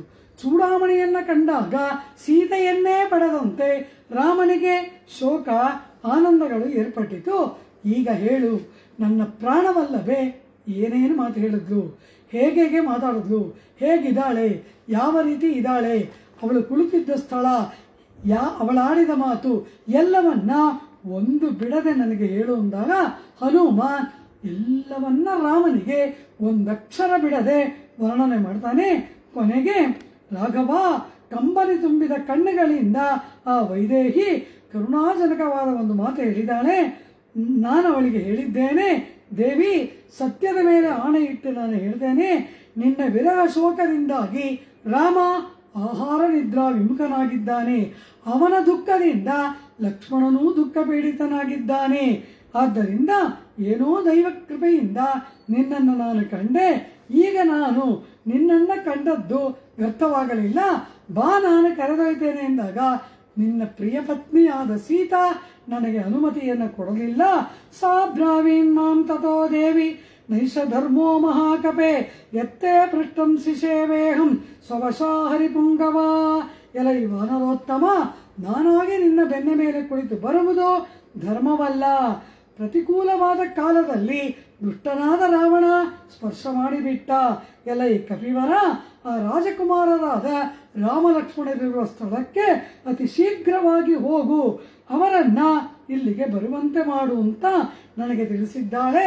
ರಾಮ, ಈಗ ನೀನು ಏನು ಹೇಳ್ತೀಯ ಹಾಗೆ ನಾವು ಎಲ್ಲ ವಾನರ ವೀರರು ಕೂಡ ನಿನ್ನಾಜ್ಞೆಯನ್ನ ಪರಿಪಾಲನೆ ಮಾಡ್ತೇವೆ. ರಾಮ, ಸೀತಾ ಅತ್ಯಂತ ದುಃಖದಲ್ಲಿ ಇದ್ದಾಳೆ. ರಾಘವ ಅರ್ಥವತ್ತಾದ ಯುಕ್ತಿಯುಕ್ತವಾದ ಮಾತುಗಳಿಂದ ಸೀತೆ ನನ್ನೊಡನೆ ಬಾರದೆ ನಿನ್ನಾಗಮವನ್ನು ನಿರೀಕ್ಷೆ ಮಾಡ್ತಾ ನಿನಗೆ ಅನೇಕ ಸಂದೇಶಗಳನ್ನ ಈ ರೀತಿ ಕಳಿಸಿದ್ದಾಳೆ. ನೀನು ಕೂಡಲೇ ವಾನರ ಬಲ್ಲೂಕ ಸೈನ್ಯಗಳಿಗೆ ಒಡೆಯನಾದ ಆ ಸುಗ್ರೀವನೊಡನೆ ಅತಿ ಶೀಘ್ರವಾಗಿ ಆ ಸೀತೆಯನ್ನ ಲಂಕೆಯಿಂದ ಕರೆತರುವುದಕ್ಕೆ ಯೋಚನೆಯನ್ನ ಮಾಡು ಅಂತ ಹೇಳಿದಾಗ ಆ ರಾಮ ಅತ್ಯಂತ ಆನಂದದಿಂದ ಆ ಹನುಮಾನನಿಗೆ ಪ್ರಶಂಸೆಯನ್ನ ಮಾಡ್ತಾನೆ. ಹೇ ಹನುಮಾನ್, ನಿನ್ನಷ್ಟು ಕಾರ್ಯವನ್ನು ಸಾಧನೆ ಮಾಡಬಲ್ಲವರು, ನಿನ್ನ ಹಾಗೆ ಈ ಸಾಗರವನ್ನ ಲಂಘನೆ ಮಾಡಬಲ್ಲವರು, ವಾನರ ಬಲ್ಲೂಕಗಳಲ್ಲಿ ನಿನ್ನಷ್ಟು ಪರಾಕ್ರಮಶಾಲಿಗಳು, ನಿನ್ನಷ್ಟು ಮಹಾಮತಿಗಳಾದವರು ಕೂಡ ಯಾರಾದರೂ ಉಂಟಾ? ಆ ಸೀತೆ ಹೇಳಿದ ಮಾತು ಎಂತಹದ್ದು. ಶರೈಸ್ತು ಸಂಕುಲಾಂ ಕೃತ್ವ ಲಂಕಾಂ ಪರಬಲಾರ್ದನ ಮಾಮ್ನಯೇತ್ಯಧಿಕಾ ಕುತ್ಸ್ಥಃ ತತ್ತಸ್ಯ ಸದೃಶಂ ಭವೇತೆ ಎಂಬುದಾಗಿ, ಹೇ ಅಪಹರಿಸಿ ತಂದ ನನ್ನನ್ನ ಇನ್ನಾರ ಮೂಲಕವಾಗಿಯೋ ರಾಮ ಪಡೆಯುವುದು ಅವನಿಗೆ ಉಚಿತವಲ್ಲ. ಆ ರಾಮನೇ ಬಂದು ನನ್ನನ್ನು ಕರೆದೊಯ್ಯಬೇಕು ಎಂಬುದಾಗಿ ದೇವಿ ನಿನ್ನಾಗಮನವನ್ನೇ ಎದುರು ನೋಡ್ತಾ ಇದ್ದಾಳೆ, ನಿನ್ನನ್ನೇ ಕಾಯ್ತಾ ಇದ್ದಾಳೆ. ತನ್ನನ್ನು ತಾನು ಕೂಡ ರಕ್ಷಣೆ ಮಾಡಿಕೊಳ್ಳದೆ ತನ್ನ ಪಾತಿವ್ರತ್ಯದ ಸಾಮರ್ಥ್ಯದಿಂದ ತನ್ನನ್ನ ರಕ್ಷಣೆ ಮಾಡಿಕೊಂಡು ರಾವಣನನ್ನ ಭಸ್ಮೀಭೂತ ಮಾಡುವ ಸಾಮರ್ಥ್ಯ ಇದ್ದರೂ ಕೂಡ ತನ್ನ ಸಾಮರ್ಥ್ಯವನ್ನ ಪ್ರಯೋಗ ಮಾಡದೆ ನಿನ್ನನ್ನೇ ನಿರೀಕ್ಷೆ ಮಾಡ್ತಾ ಇದ್ದಾಳೆ ರಾಮ. ಈ ಮಾತನ್ನ ಸೀತೆ ನಿನಗೆ ಕಂಬನಿಯ ಪ್ರವಾಹದೊಡನೆ ತಿಳಿಸಿದ್ದಾಳೆ. ಆದ್ದರಿಂದ ನೀನು ಲಂಕೆಯನ್ನು ನಿರ್ನಾಮ ಮಾಡಿ ಅವಳನ್ನು ಕರೆತರುವ ಉಪಾಯವನ್ನು ಮಾಡು ಅಂತ ಹೇಳಿದಾಗ, ಈಗ ಆ ರಾಮ ಹನುಮಾನನ ಎಲ್ಲ ಮಾತುಗಳನ್ನು ಕೇಳ್ತಾನೆ, ಆನಂದ ಏರ್ಪಡುತ್ತದೆ. ಆಗ ಆ ಸೀತೆ ಕೇಳ್ತಾಳಂತೆ, ಅಯ್ಯೋ, ಆ ವಾನರರೆಲ್ಲ ಸಮುದ್ರವನ್ನು ಹೇಗೆ ದಾಟ್ತಾರೆ? ಇಂಥ ಈ ತ್ರಿಕೂಟ ಪರ್ವತವನ್ನ ಏರಿ ಅದರಿಂದ ಜಿಗಿದು ಸಮುದ್ರವನ್ನ ಲಂಘಿಸಿ ಆ ಮಹಾರಾಕ್ಷಸರಿಂದ ರಕ್ಷಿಸಲ್ಪಡ್ತಾ ಇರುವ ಈ ದುರ್ಗಮವಾದ ಲಂಕೆಗೆ ಹೇಗೆ ಬರ್ತಾರೆ? ಅಯ್ಯೋ, ಇಷ್ಟೆಲ್ಲ ಕಷ್ಟ ಇದೆಯಲ್ಲ, ಹೇಗೆ ರಾಮನನ್ನ ವಾನರ ಸೈನ್ಯವನ್ನ ಕರ್ಕೊಂಡು ಬಂದು ರಕ್ಷಣೆ ಮಾಡ್ತಾನೆ ಅಂತ ಸೀತಾ ಶೋಕ ಪಡ್ತಾ ಇರುವಾಗ ನಾನವಳಿಗೆ ಒಂದು ಮಾತನ್ನು ತಿಳಿಸಿದೆ ರಾಮ. ಏನು ಮಾತನ್ನು ಹೇಳಿದೆ? ಅಮ್ಮ ದೇವಿ, ನಮ್ಮ ಇಡೀ ವಾನರ ಕುಲದಲ್ಲಿಯೇ ಅತ್ಯಂತ ಕಡಿಮೆ ಬಲವನ್ನು ಉಳ್ಳವನು, ಅತ್ಯಂತ ಬುದ್ಧಿಹೀನನಾದ ಕಪಿ ನಾನು. ಎಂಥ ನೈಚ್ಯ, ಎಂಥ ಪರಾಕ್ರಮಿ, ಎಂಥ ಚತುರಮತಿ, ಎಂಥ ಬುದ್ಧಿಶಾಲಿ. ಅವನು ಹೇಳ್ತಾನಂತೆ, ನನಗಿಂತ ಅಸಕ್ತೈರ್ಮಹಾಭಾಗೈಹಿ ವಾನರೈರ್ಬಲದರ್ಪಿತೈಹಿ ಪ್ರದಕ್ಷಿಣೀಕೃತ ಭೂಮಿರ್ವಾಯು ಮಾರ್ಗಾನುಸಾರಿಭಿಕಿ. ಅಮ್ಮ, ಈ ನಮ್ಮ ಸುಗ್ರೀವನ ಸೈನ್ಯದಲ್ಲಿರುವ ಅಪರಿಮಿತವಾದ ವಾನರರಲ್ಲಿ ಅತ್ಯಂತ ಕಡಿಮೆ ಬಲವುಳ್ಳವನು ನಾನು. ನನಗಿಂತ ಹೆಚ್ಚಿನ ಪರಾಕ್ರಮಗಳು ಅನೇಕ ಬಾರಿ ಭೂಮಂಡಲವನ್ನೆಲ್ಲ ಸುತ್ತಿ ಬಂದವರು ಮಹಾಪರಾಕ್ರಮಶಾಲಿಗಳಾದ ವಾನರರು ಅಸಂಖ್ಯಾತವಾದ ಸಂಖ್ಯೆಯಲ್ಲಿ ಇದ್ದಾರೆ. ನನಗಿಂತ ಹೆಚ್ಚಿನ ಪರಾಕ್ರಮಿಗಳಿದ್ದಾರೆ. ಈ ಸುಗ್ರೀವನ ಸೈನ್ಯದಲ್ಲಿ ಕಡಿಮೆ ಬಲವಿರುವಂತಹ ಕನಿಷ್ಠನಾದ ಕಪಿ ಅಂದ್ರೆ ನಾನು. ಎಂತಹ ನೈಚ್ಯ! ಹೇಗೆ ಹೇಳ್ತಾನೆ, ಅಹಂ ತಾವದಿಹ ಪ್ರಾಪ್ತಃ ಕಿಂ ಪುನಸ್ತೆ ಮಹಾಬಲಾಹ ಮತ್ತ ಪ್ರತ್ಯವರಹ ಕಶ್ಚಿನ್ನಾಸ್ತಿ ಸುಗ್ರೀವ ಸನ್ನಿಧೌ. ನನಗಿಂತ ಕನಿಷ್ಠವಾದ ಕಪಿ ಸುಗ್ರೀವನ ಸನ್ನಿಧಾನದಲ್ಲಿ ಇಲ್ಲ. ನಾನು ತುಂಬ ಕಿರಿಯ, ಅತ್ಯಂತ ಕೊಟ್ಟ ಕೊನೆಯವನು ನಾನು ಅಂತಾನೆ. ಇದೆಲ್ಲವಾ ಒಬ್ಬ ಗುರುವಿನಲ್ಲಿ ಇರಬೇಕಾದ ಲಕ್ಷಣ. ಸರ್ವವನ್ನ ಬಲ್ಲವನಾಗಿದ್ದರೂ ಆಚಾರ್ಯ ನನಗೇನೂ ತಿಳಿಯದು ಎಂಬಂತೆ ಆ ದಿನ ರೈಕ್ವರ ಚರಿತ್ರೆಯನ್ನು ನೋಡಿದೆವು. ಆ ರೀತಿ ಬ್ರಹ್ಮಜ್ಞಾನಿಯಾಗಿ ಮಹಾಬಲಶಾಲಿಯಾಗಿದ್ದರೂ ಕೂಡ ಪರಮಾತ್ಮನ ಕೃಪೆಯಿಂದ ಎಲ್ಲವೂ ಏರ್ಪಟ್ಟಿತೇ ವಿನಃ ನಾನು ಯಾವುದರಲ್ಲಿಯೂ ಇಲ್ಲ ಎಂಬುದಾಗಿ. ಶ್ರೀರಂಗದಲ್ಲಿ ಶ್ರೀರಂಗನಾಥನ ಉತ್ಸವ ನಡೀತಾ ಇರುತ್ತೆ. ಆಗ ಮೇಲಿನ ಮಂಟಪದಲ್ಲಿ ರಂಗನಾಥನನ್ನು ವಿಜಯ ಮಾಡಿಸಿರ್ತಾರೆ. ಕೆಳಗಡೆ ಕಾವೇರಿಯಿಂದ ಒಂದು ಕೊಡ ತೀರ್ಥವನ್ನು ತರಬೇಕು. ಆಗ ಯಾರಾದರೂ ಹೋಗಿ ತೀರ್ಥವನ್ನು ತನ್ನಿ, ಯಾರಾದರೂ ವಯಸ್ಸಲ್ಲಿ ಚಿಕ್ಕವರು, ಯಾರಾದರೂ ಚಿಕ್ಕವರು ಹೋಗಿ ನೀರು ತಗೊಂಡು ಬನ್ನಿ, ಯಾಕಂದ್ರೆ ಕೆಳಗೆ ಇಳಿದು ಅಲ್ಲಿಂದ ನೀರು ತರಬೇಕಲ್ವಾ. ಆಗ ವಯಸ್ಸಾದಂತಹ ಸ್ವಾಮಿ ಕೂರತ್ತಾಳ್ವಾನ್ ಅವರು ಕೊಡವನ್ನು ತೆಗೆದುಕೊಂಡು ಬಂದು ನೀರು ತರ್ತಾರಂತೆ. ಆಗ ಕೇಳ್ತಾರಂತೆ, ಸ್ವಾಮಿ ಯಾರಾದರೂ ಚಿಕ್ಕವ್ರನ್ನ ಕಳಿಸ್ಬಾರ್ದ, ತಾವು ಬರೋದಾ ಅಂತ. ಆಗ ಸ್ವಾಮಿ ಕೂರತ್ತಾಳ್ವಾನ್ ಹೇಳ್ತಾರಂತೆ, ಆಚಾರ್ಯ ರಾಮಾನುಜರ ಶಿಷ್ಯದಲ್ಲಿ ನನಗಿಂತ ನೀಚ ಕನಿಷ್ಠ ಇನ್ನೊಬ್ಬ ಇಲ್ಲ, ಅದರಿಂದ ನಾನೇ ಬಂದೆ. ಇದು ದೊಡ್ಡವರು ನಡೆದುಕೊಳ್ಳುವುದು. ಆಗ ಅವರು ಹೇಳಿದ ಮಾತೇನು? ಮತ್ತ ಪ್ರತ್ಯವರಹ ಕಶ್ಚಿನ್ನಾಸ್ತಿ. ಹನುಮಾನ್ ಹೇಳಿದ ಮಾತನ್ನ ಕೂರತ್ತಾಳ್ವಾನ್ ಹೇಳಿದ್ರಂತೆ. ನನಗಿಂತ ಕನಿಷ್ಠನಾದವನು, ನನಗಿಂತ ಕಡಿಮೆಯಾದವನು, ಯಾರು ಕಿರಿಯರು ಸುಗ್ರೀವನ ಸನ್ನಿಧಾನದಲ್ಲಿ ಇಲ್ಲ. ಆದ್ದರಿಂದ ಅಂಥ ಏನೂ ಪ್ರಯೋಜನವಿಲ್ಲದ ಕೊಟ್ಟ ಕೊನೆಯಾದ ಕಪಿಯಾದ ನಾನೇ ಸಮುದ್ರವನ್ನು ದಾಟಿ ನಿನ್ನ ಬಳಿಗೆ ಬಂದು ಹೀಗೆ ನಿನ್ನ ಮುಂದೆ ನಿಂತಿದ್ದೀನಿ ಅಂದರೆ ಇನ್ನು ನನಗಿಂತ 100 ಪಟ್ಟು ಪರಾಕ್ರಮಶಾಲಿಗಳಾದ ಅಷ್ಟೊಂದು ಕಪಿಗಳಿರುವಾಗ ಅವರು ಲಂಕೆಗೆ ಬರದೇ ಇರ್ತಾರ? ರಾಮ ಲಕ್ಷ್ಮಣನಿಗೆ ಸಹಾಯಕರಾಗದೇ ಇರ್ತಾರ? ರಾವಣ ಒಂದು ವಧೆ ಆಗದೇ ಇರುತ್ತಾ? ನಿನಗೆ ಬಿಡುಗಡೆ ದೊರೆಯದೇ ಇರುತ್ತಾ?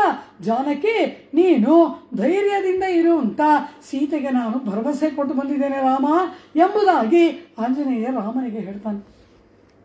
ಇದನ್ನು ಕಂಡು ರಾಮನಿಗೆ ಅಪರಿಮಿತವಾದಂತಹ ಆನಂದ ಏರ್ಪಡುತ್ತದೆ. ರಾಮನ ಮುಖ ಬಾಲಸೂರ್ಯನಂತೆ ಕಂಗೊಳಿಸುತ್ತದೆ.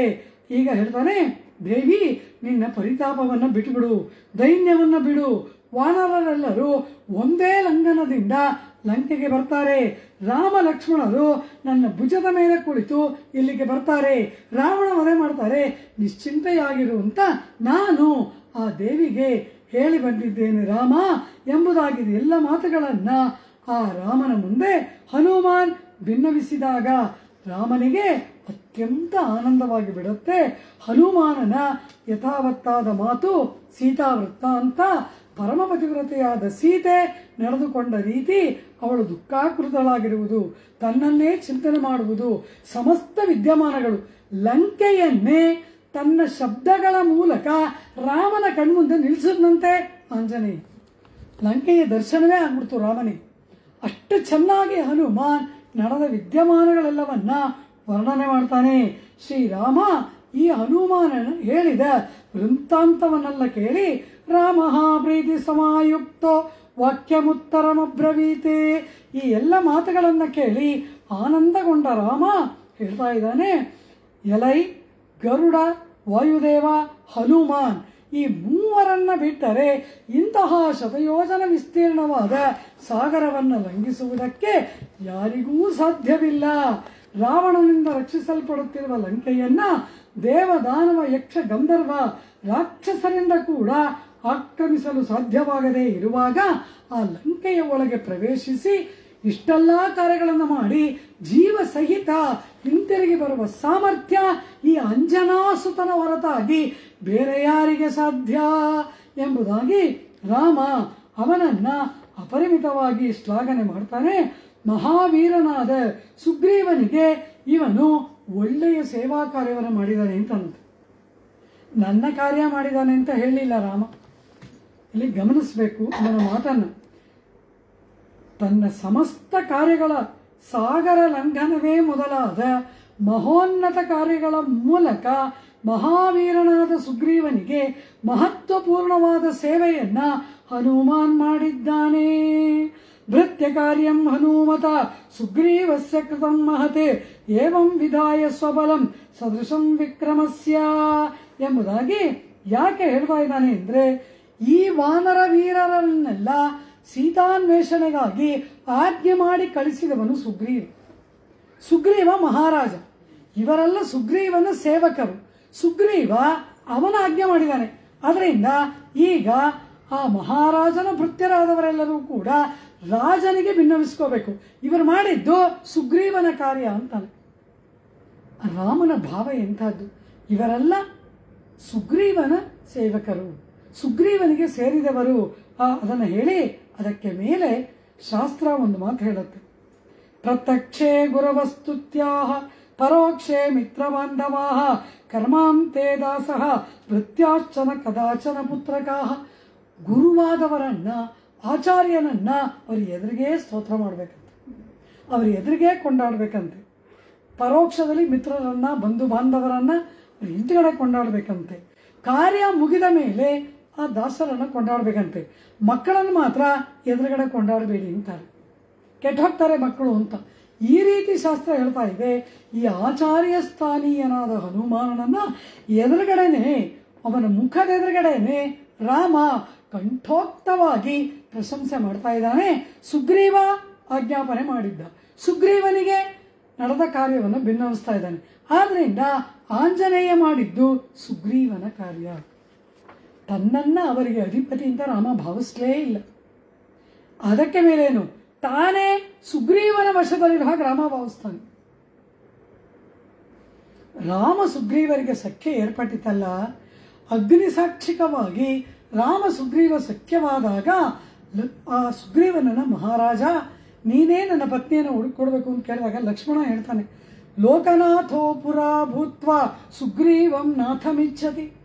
ಲೋಕಕ್ಕೆ ಒಡೆಯನಾದ ನನ್ನ ಅಣ್ಣ ಈ ಸುಗ್ರೀವನನ್ನ ತನಗೆ ಒಡೆಯ ಅಂತ ಭಾವಿಸ್ತಾನಲ್ಲ, ಸುಗ್ರೀವನನ್ನ ಮಹಾರಾಜ ಅಂತ ಕರೀತಾನೆ ರಾಮ.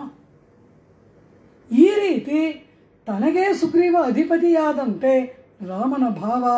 ಆದ್ದರಿಂದ ಈಗ ನಡೆದ ವೃತ್ತಮಾನದ ಆ ಎಲ್ಲ ಭಿನ್ನಪವೂ ಕೂಡ ಸುಗ್ರೀವನಿಗೆ, ಅಮಾತ್ಯನಾದ ಹನುಮಾನ್ ರಾಜನಾದ ಸುಗ್ರೀವನಿಗೆ ಭಿನ್ನವಿಸಿ ರಾಜಕಾರ್ಯವನ್ನು ಮಾಡಿ ಬಂದಿದ್ದಾನೆ, ಉತ್ಕೃಷ್ಟನಾದ ದೂತ ಎಂಬುದಾಗಿ ಅವನನ್ನ ಕೊಂಡಾಡಿ, ಇಂತಹ ಸಾಮರ್ಥ್ಯ, ಇಂತಹ ಚತುರಮತಿ, ಇಂತಹ ಒಂದು ಪ್ರತ್ಯುತ್ಪನ್ನ ಮತಿ, ಈ ಯೋಗ್ಯತೆ ಸಾಮರ್ಥ್ಯವನ್ನು ಉಳ್ಳವನು ಇವನ ಹಾಗೆ ಮತ್ತಾರೂ ಇಲ್ಲ.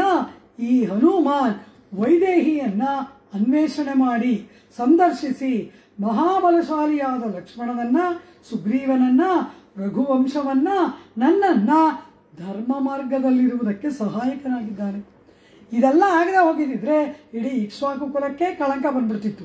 ಸುಗ್ರೀವ ನನಗೆ ಮಾಡಿಕೊಟ್ಟ ಪ್ರತಿಜ್ಞೆಯನ್ನು ತಪ್ಪಿದ್ದರಿಂದ ಅವನಿಗೆ ಕಳಂಕ ಬಂದ್ಬಿಡ್ತಾ ಇತ್ತು. ಈ ಎಲ್ಲ ಕಳಂಕಗಳಿಂದ ವಾನರ ಕುಲವನ್ನ, ಇಕ್ಷ್ವಾಕು ಕುಲವನ್ನ, ವಿಶೇಷವಾಗಿ ಲಕ್ಷ್ಮಣನನ್ನ, ನನ್ನನ್ನ ಈ ಮಾರುತಿ ಉಳಿಸಿದ್ದಾನೆ. ಇವನಿಗೆ ಸಮಾನನಾದವನು ಮತ್ತೊಬ್ಬನಿಲ್ಲ. ಎಲ್ಲಕ್ಕಿಂತ ಈ ಕಾರ್ಯ ಸಾಧನೆಯ ಮೂಲಕ ನನ್ನ ಪ್ರಾಣವನ್ನು ಉಳಿಸಿದ್ದಾನೆ. ಕಾರಣ ಸೀತಾ ನನಗೆ ಪ್ರಾಣ ಸಮಾನಳಾದವಳು, ಅವಳನ್ನ ಕಂಡದ್ದರಿಂದ ನನ್ನ ಪ್ರಾಣವನ್ನ ಇವನು ಉಳಿಸಿದ. ಹೇಗೆ ಉಳಿಸ್ದ ಅಂದ, ವಾಯುಪುತ್ರನಲ್ಲವ ನನಗೆ ಪ್ರಾಣದಾನ ಮಾಡಿದ್ದಾನೆ ಅಂತ ರಾಮನ ಭಾವ. ತನ್ನಿಯೋಗೇ ನಿಯುಕ್ತೇನ ಕೃತಕೃತ್ಯಂ ಹನುಮತ ನ ಚಾತ್ಮ ಲಘುತಾಂ ನೀತಃ ಸುಗ್ರೀವಶ್ಚಾಪಿ ದೋಷಿತಃ ಅಹಂಚ ರಘುವಂಶಶ್ಚ ಲಕ್ಷ್ಮಣಶ್ಚ ಮಹಾಬಲಃ ವೈದೇಹ್ಯ ದರ್ಶನೇನಾಧ್ಯ ಧರ್ಮತಃ ಪರಿರಕ್ಷಿತ. ನಾವೆಲ್ಲರೂ ಕೂಡ ಧರ್ಮಲೋಪವಾಗದೆ ಧರ್ಮ ಮಾರ್ಗದಲ್ಲಿ ಇರುವಂತೆ ನಮ್ಮೆಲ್ಲರನ್ನ ರಕ್ಷಿಸಿದ ಕೀರ್ತಿ ಈ ವಾಯುಪುತ್ರನದು. ಇದಂತು ಮಮ ದೀನಸ್ಯ ಮನೋಭೂಯ ಪ್ರಕರ್ಷತಿ ಯದಿಹಾಸ್ಯ ಪ್ರಿಯಾಖ್ಯಾತು ನ ಕುರ್ಮಿ ಸದೃಶಂ ಪ್ರಿಯಂ. ಈ ರೀತಿಯಾಗಿ ಇರ್ತಕ್ಕಂತಹ ಈ ಮಹಾ ಬಲಶಾಲಿಯಾದ, ಕೀರ್ತಿಶಾಲಿಯಾದ, ಈ ಮಹಾನುಭಾವನಾಗಿರ್ತಕ್ಕಂತಹ ಈ ಹನುಮಾನನಿಗೆ ನಾನು ಏನು ಪ್ರತ್ಯುಪಕಾರವನ್ನು ಮಾಡಲಿ? ಜಗತ್ತಿನ ಸೃಷ್ಟಿಸ್ಥಿತಿ ಲಯಕಾರಕನಾಗಿ, ಸರ್ವಜ್ಞ ಸರ್ವಶಕ್ತನಾಗಿ, ಸರ್ವರಿಗೆ ಸರ್ವವನ್ನ ಕೊಡಬಲ್ಲಂತಹ ಮಹಾಪ್ರಭುವಾದ ಪರಮಾತ್ಮ ಆಚಾರ್ಯನಿಗೆ ನಾನು ಏನೂ ಕೊಡೋಕೆ ಸಾಧ್ಯವಿಲ್ಲ ಅಂತ ಹೇಳ್ತಾನಂತೆ. ಕಾರಣ ಸಂಸಾರ ಮಂಡಲದಲ್ಲಿ ಪುಣ್ಯಪಾಪ ಕರ್ಮಗಳಿಂದ ಕಟ್ಟುಬಿಟ್ಟು ಬಿದ್ದಂತಹ ಆತ್ಮನನ್ನ ನನಗೆ ತಂದುಕೊಟ್ಟಂತಹ ಮಹೋಪಕಾರಕ ಅವನಿಗೆ ನಾನು ಏನು ಕೊಡಲಿ? ಗುರು ಮಾಡಿದ ಉಪಕಾರಕ್ಕೆ ಸದೃಶ ಪ್ರತ್ಯುಪಕಾರ ನಾವು ಮಾಡಲು ಅಸಾಧ್ಯ, ಪರಮಾತ್ಮನೇ ಮಾಡಲು ಅಸಾಧ್ಯ. ಆಚಾರ್ಯನಿಗೆ ಏನನ್ನು ಕೊಡುವುದು? ಏನು ಕೊಡ್ಬೋದು? ನಾವೇನು ಕೊಡ್ಬೋದು? ಆಚಾರ್ಯರು ನಮಗೆ ಪರಮಾತ್ಮನನ್ನು ಕೊಡ್ತಾರೆ. ನಾವು ಆಚಾರ್ಯನಿಗೆ ಏನು ಕೊಡ್ಬೋದು? ನಾವು ಪರಮಾತ್ಮನನ್ನೇ ಕೊಡ್ಬೋದು ಅಂದರೆ ಇನ್ನೊಬ್ಬ ಪರಮಾತ್ಮ ಇರಬೇಕು. ಇರೋ ಒಬ್ಬ ಪರಮಾತ್ಮನನ್ನು ಆಚಾರ್ಯರು ನಮಗೆ ಕೊಟ್ಬಿಟ್ಟಿದ್ದಾರೆ. ನಾವು ಆಚಾರ್ಯರಿಗೆ ಕೊಡಬೇಕು ಅಂದರೆ ಇನ್ನೊಬ್ಬ ಪರಮಾತ್ಮ ಇರಬೇಕು. ಇನ್ನೊಬ್ಬ ಪರಮಾತ್ಮ ಇಲ್ಲ. ನಮಗೆ ಆಚಾರ್ಯ ಕೃಪೆಯಿಂದ ಮೋಕ್ಷ ದೊರೆತಿದೆ, ಪರಮಪದ ಲೋಕ ದೊರೆತಿದೆ. ಆಚಾರ್ಯರಿಗೆ ಕೊಡೋಣ ಅಂದರೆ ಇನ್ನೊಂದು ಪರಮಪದ ಇಲ್ಲ, ಇನ್ನೊಬ್ಬ ಪರಮಾತ್ಮನೂ ಇಲ್ಲ, ಇನ್ನೊಂದು ಪರಮಪದನೂ ಇಲ್ಲ. ಆದ್ರಿಂದ ಆಚಾರ್ಯರು ಮಾಡಿದ ಉಪಕಾರಕ್ಕೆ ಪ್ರತ್ಯುಪಕಾರ ಮಾಡುವುದಕ್ಕೆ ಸಾಧ್ಯವಿಲ್ಲದೆ ಅನವರತ ಆಚಾರ್ಯ ಪದತಳದಲ್ಲಿ ಅವರ ಕೈಂಕರ್ಯವನ್ನ ಮಾಡುತ್ತಾ ನಮ್ಮನ್ನ ಅವರಿಗೆ ಸಮರ್ಪಣೆ ಮಾಡಿಕೊಳ್ಳುವುದರ ಹೊರತಾಗಿ ಬೇರೆ ಪ್ರತ್ಯುಪಕಾರವಿಲ್ಲ. ಇದೇ ರಾಮಾಯಣದ ಸಂದೇಶ. ಇದನ್ನು ಸುಂದರಕಾಂಡದಲ್ಲಿ ರಾಮ ಹೇಳ್ತಾನೆ, ಏನು ಪ್ರತ್ಯುಪಕಾರ ಮಾಡಲಿ ನಾನು? ಇದಂತೂ ಮಮ ದೀನಸ್ಯ.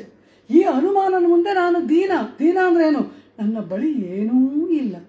ಇವನು ಮಾಡಿದ ಉಪಕಾರಕ್ಕೆ ಪ್ರತಿಫಲವನ್ನು ಕೊಡುವುದಕ್ಕೋ ಪ್ರತ್ಯುಪಕಾರ ಮಾಡುವುದಕ್ಕೋ ನನ್ನ ಬಳಿ ಏನೂ ಇಲ್ಲ. ನಾನು ಅಸಮರ್ಥ. ಆದ್ದರಿಂದ ನನ್ನ ಮನಸ್ಸು ಪರಿತಪಿಸ್ತಾ ಇದೆ. ಏನು ಮಾಡೋದು? ಏನು ಪ್ರಿಯ ವಸ್ತುವನ್ನು ಕೊಡೋಕ್ಕಾಗದೆ ಹೋದರೂ ಕೂಡ ಕೊನೆಗೆ ಉಳಿದಿರೋದೇನು, ನನ್ನನ್ನೇ ನಾ ಕೊಟ್ಕೊಂಡ್ಬಿಡ್ತೀನಿ. ಆದ್ದರಿಂದ ಯೇಷ ಸರ್ವಸ್ವಭೂತಸ್ತು ಪರಿಶ್ವಂಗೋ ಹನುಮತಃ ಮಯಾ ಕಾಲಮಿಮಂ ಪ್ರಾಪ್ಯ ದತ್ತಶ್ಚಾಸ್ತು ಮಹಾತ್ಮನಃ. ಯಾವುದೇ ಪ್ರಿಯ ವಸ್ತುವನ್ನು ಕೊಡಲಾಗದಿದ್ದರೂ ಕೂಡ ಈ ಸಮಯದಲ್ಲಿ ಈ ಮಹಾನುಭಾವನಾದ ಹನುಮಾನನಿಗೆ ನನ್ನನ್ನೇ ಕೊಟ್ಬಿಡ್ತೀನಿ ಅಂತ ಹೇಳಿ ತನ್ನ ಗಾಢಾಲಿಂಗನವನ್ನು ಹನುಮಾನನಿಗೆ ನೀಡಿದ.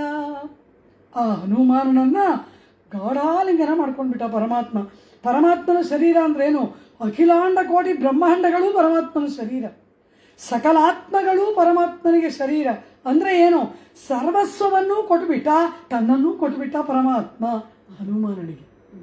ಇಡೀ ಎಲ್ಲ ಜೀವಾತ್ಮಗಳನ್ನು ಒಪ್ಪಿಸಿದ, ಎಲ್ಲ ಚಿತ್ತತ್ವ ಅಚಿತ್ತತ್ವ, ಕೊನೆಗೆ ಪರಮಾತ್ಮ ತತ್ವವಾದ ತನ್ನನ್ನೇ ಆಚಾರ್ಯನಿಗೆ ಪರಮಾತ್ಮ ಕೊಟ್ಬಿಟ್ಟ.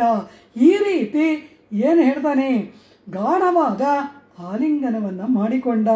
ಹನುಮಾನನನ್ನು ಆಲಿಂಗಿಸಿಕೊಂಡ ಅಂದ್ರೇನು? ಬ್ರಹ್ಮಾನಂದವನ್ನೇ ಹನುಮಾನನಿಗೆ ಕೊಟ್ಬಿಟ್ಟ, ಸರ್ವಸ್ವ ದಾನ ಮಾಡಿಬಿಟ್ಟ ಪರಮಾತ್ಮ ಹನುಮಾನನಿಗೆ. ಇಂತಹ ಆಲಿಂಗನ ಸುಖ ಇದೇ ನನ್ನ ಸರ್ವಸ್ವ, ಇದನ್ನು ನಿನಗೆ ಕೊಡ್ತೇನೆ ಎಂದ.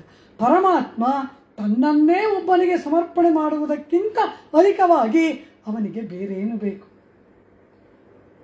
ಪರಮ ಉಪಕಾರ ಮಾಡಿದಂತಹ ಜೀವಾತ್ಮರುಗಳನ್ನು ತನ್ನೊಡನೆ ತಂದು ಸೇರಿಸುವ, ತನ್ನನ್ನು ಜೀವಾತ್ಮರಿಗೆ ತೋರಿಸಿಕೊಡುವ ಆ ಗುರುವಿಗೆ ಪ್ರತ್ಯುಪಕಾರ ಮಾಡುವುದಕ್ಕೆ ಅಸಮರ್ಥನಾದ ಪರಮಾತ್ಮ ತನ್ನನ್ನೇ ಆಚಾರ್ಯನಿಗೆ ತನ್ನದರ ಒಡನೆ ಸಮಸ್ತವನ್ನು ಕೂಡ ಆಚಾರ್ಯರಿಗೆ ಸಮರ್ಪಣೆ ಮಾಡಿದ ಅದ್ಭುತವಾದ ಒಂದು ದಿವ್ಯವಾದಂತಹ ಘಟನೆಯಿಂದ ಕೂಡಿದ ಸುಂದರಕಾಂಡ. ಹೀಗೆ ಆ ಗುರುವಿನ ಕೃಪೆಗೆ ಪಾತ್ರವಾಗಿ ಲಂಕಾ ಎಂಬತಕ್ಕಂತಹ ಶರೀರದಲ್ಲಿ ಬಂಧಿಸಲ್ಪಟ್ಟ ಆತ್ಮ ಹನುಮಾನೆಂಬ ಆಚಾರ್ಯನ ಮುಖೇನ ಶ್ರೀರಾಮಚಂದ್ರನೆಂಬ ಪರಮಾತ್ಮನನ್ನು ಸೇರತಕ್ಕಂತಹ ಅದ್ಭುತವಾದ ಚರಿತ್ರೆಯಾದ ಸುಂದರಕಾಂಡವನ್ನು ಈ ರೀತಿ ಇತ್ಯುಕ್ತ್ವಾ ಪ್ರೀತಿಹೃಷ್ಟಾಂಗೋ ರಾಮಸ್ತಂ ಪರಿಶಸ್ವಜೆ ಹನುಮಂತಂ ಮಹಾತ್ಮಾನಂ ಕೃತಕಾರ್ಯಮುಪಾಗತಂ. ಸಂಸಾರ ಮಂಡಲದಲ್ಲಿ ಸಿಲುಕಿದ ಜೀವಾತ್ಮನಿಗೆ ಪರಮಾತ್ಮ ತತ್ವ ದರ್ಶನ ಮಾಡಿಸತಕ್ಕಂತಹ ಆಚಾರ್ಯನಾಗಿರ್ತಕ್ಕಂತಹ ಪರಮಾತ್ಮನ ಕಾರ್ಯವನ್ನು ಪೂರ್ಣ ಮಾಡಿ ಕೃತಕೃತ್ಯನಾದ ಆಚಾರ್ಯನನ್ನ ರಾಮ ಪ್ರೀತಿಯಿಂದ ಆಲಿಂಗನ ಮಾಡಿಕೊಂಡು ಪರಸ್ಪರ ಒಬ್ಬರ ಆಲಿಂಗನದಿಂದ ಮತ್ತೊಬ್ಬರು ದಿವ್ಯಾನಂದವನ್ನು ಪಡೆದರು. ಹೀಗೆ ಈ ದಿವ್ಯಾನಂದವೇ ಸಕಲಾತ್ಮರುಗಳಿಗೆ ಅತಿ ಸುಂದರವಾದ ಪುರುಷಾರ್ಥ ಎಂಬುದನ್ನು ತಿಳಿಸುತ್ತಾ ವಾಲ್ಮೀಕಿ ಭಗವಾನ್ ಸುಂದರಕಾಂಡವನ್ನು ಪೂರ್ಣ ಮಾಡ್ತಾರೆ. ಮಂಗಳಂ ಕೋಸಲೇಂದ್ರಾಯ ಮಹನೀಯ ಗುಣಾಬ್ಧಯೇ ಚಕ್ರವರ್ತಿ ತನೂಜಾಯ ಸಾರ್ವಭೌಮಾಯ ಮಂಗಳಂ. ಮಂಗಳಾಶಾಸನ ಪರೈಃ ಮದಾಚಾರ್ಯ ಪುರೋಗಮೈಃ ಸರ್ವೈಶ್ಚ ಪೂರ್ವೈರಾಚಾರ್ಯೈಃ ಸತ್ಕೃತಾಯಸ್ತು ಮಂಗಳಂ. ಸೀತಾ ಲಕ್ಷ್ಮಣ ಹನುಮತ್ ಸಮೇತ ಶ್ರೀರಾಮಚಂದ್ರ ಪರಬ್ರಹ್ಮಣೇ ನಮಃ.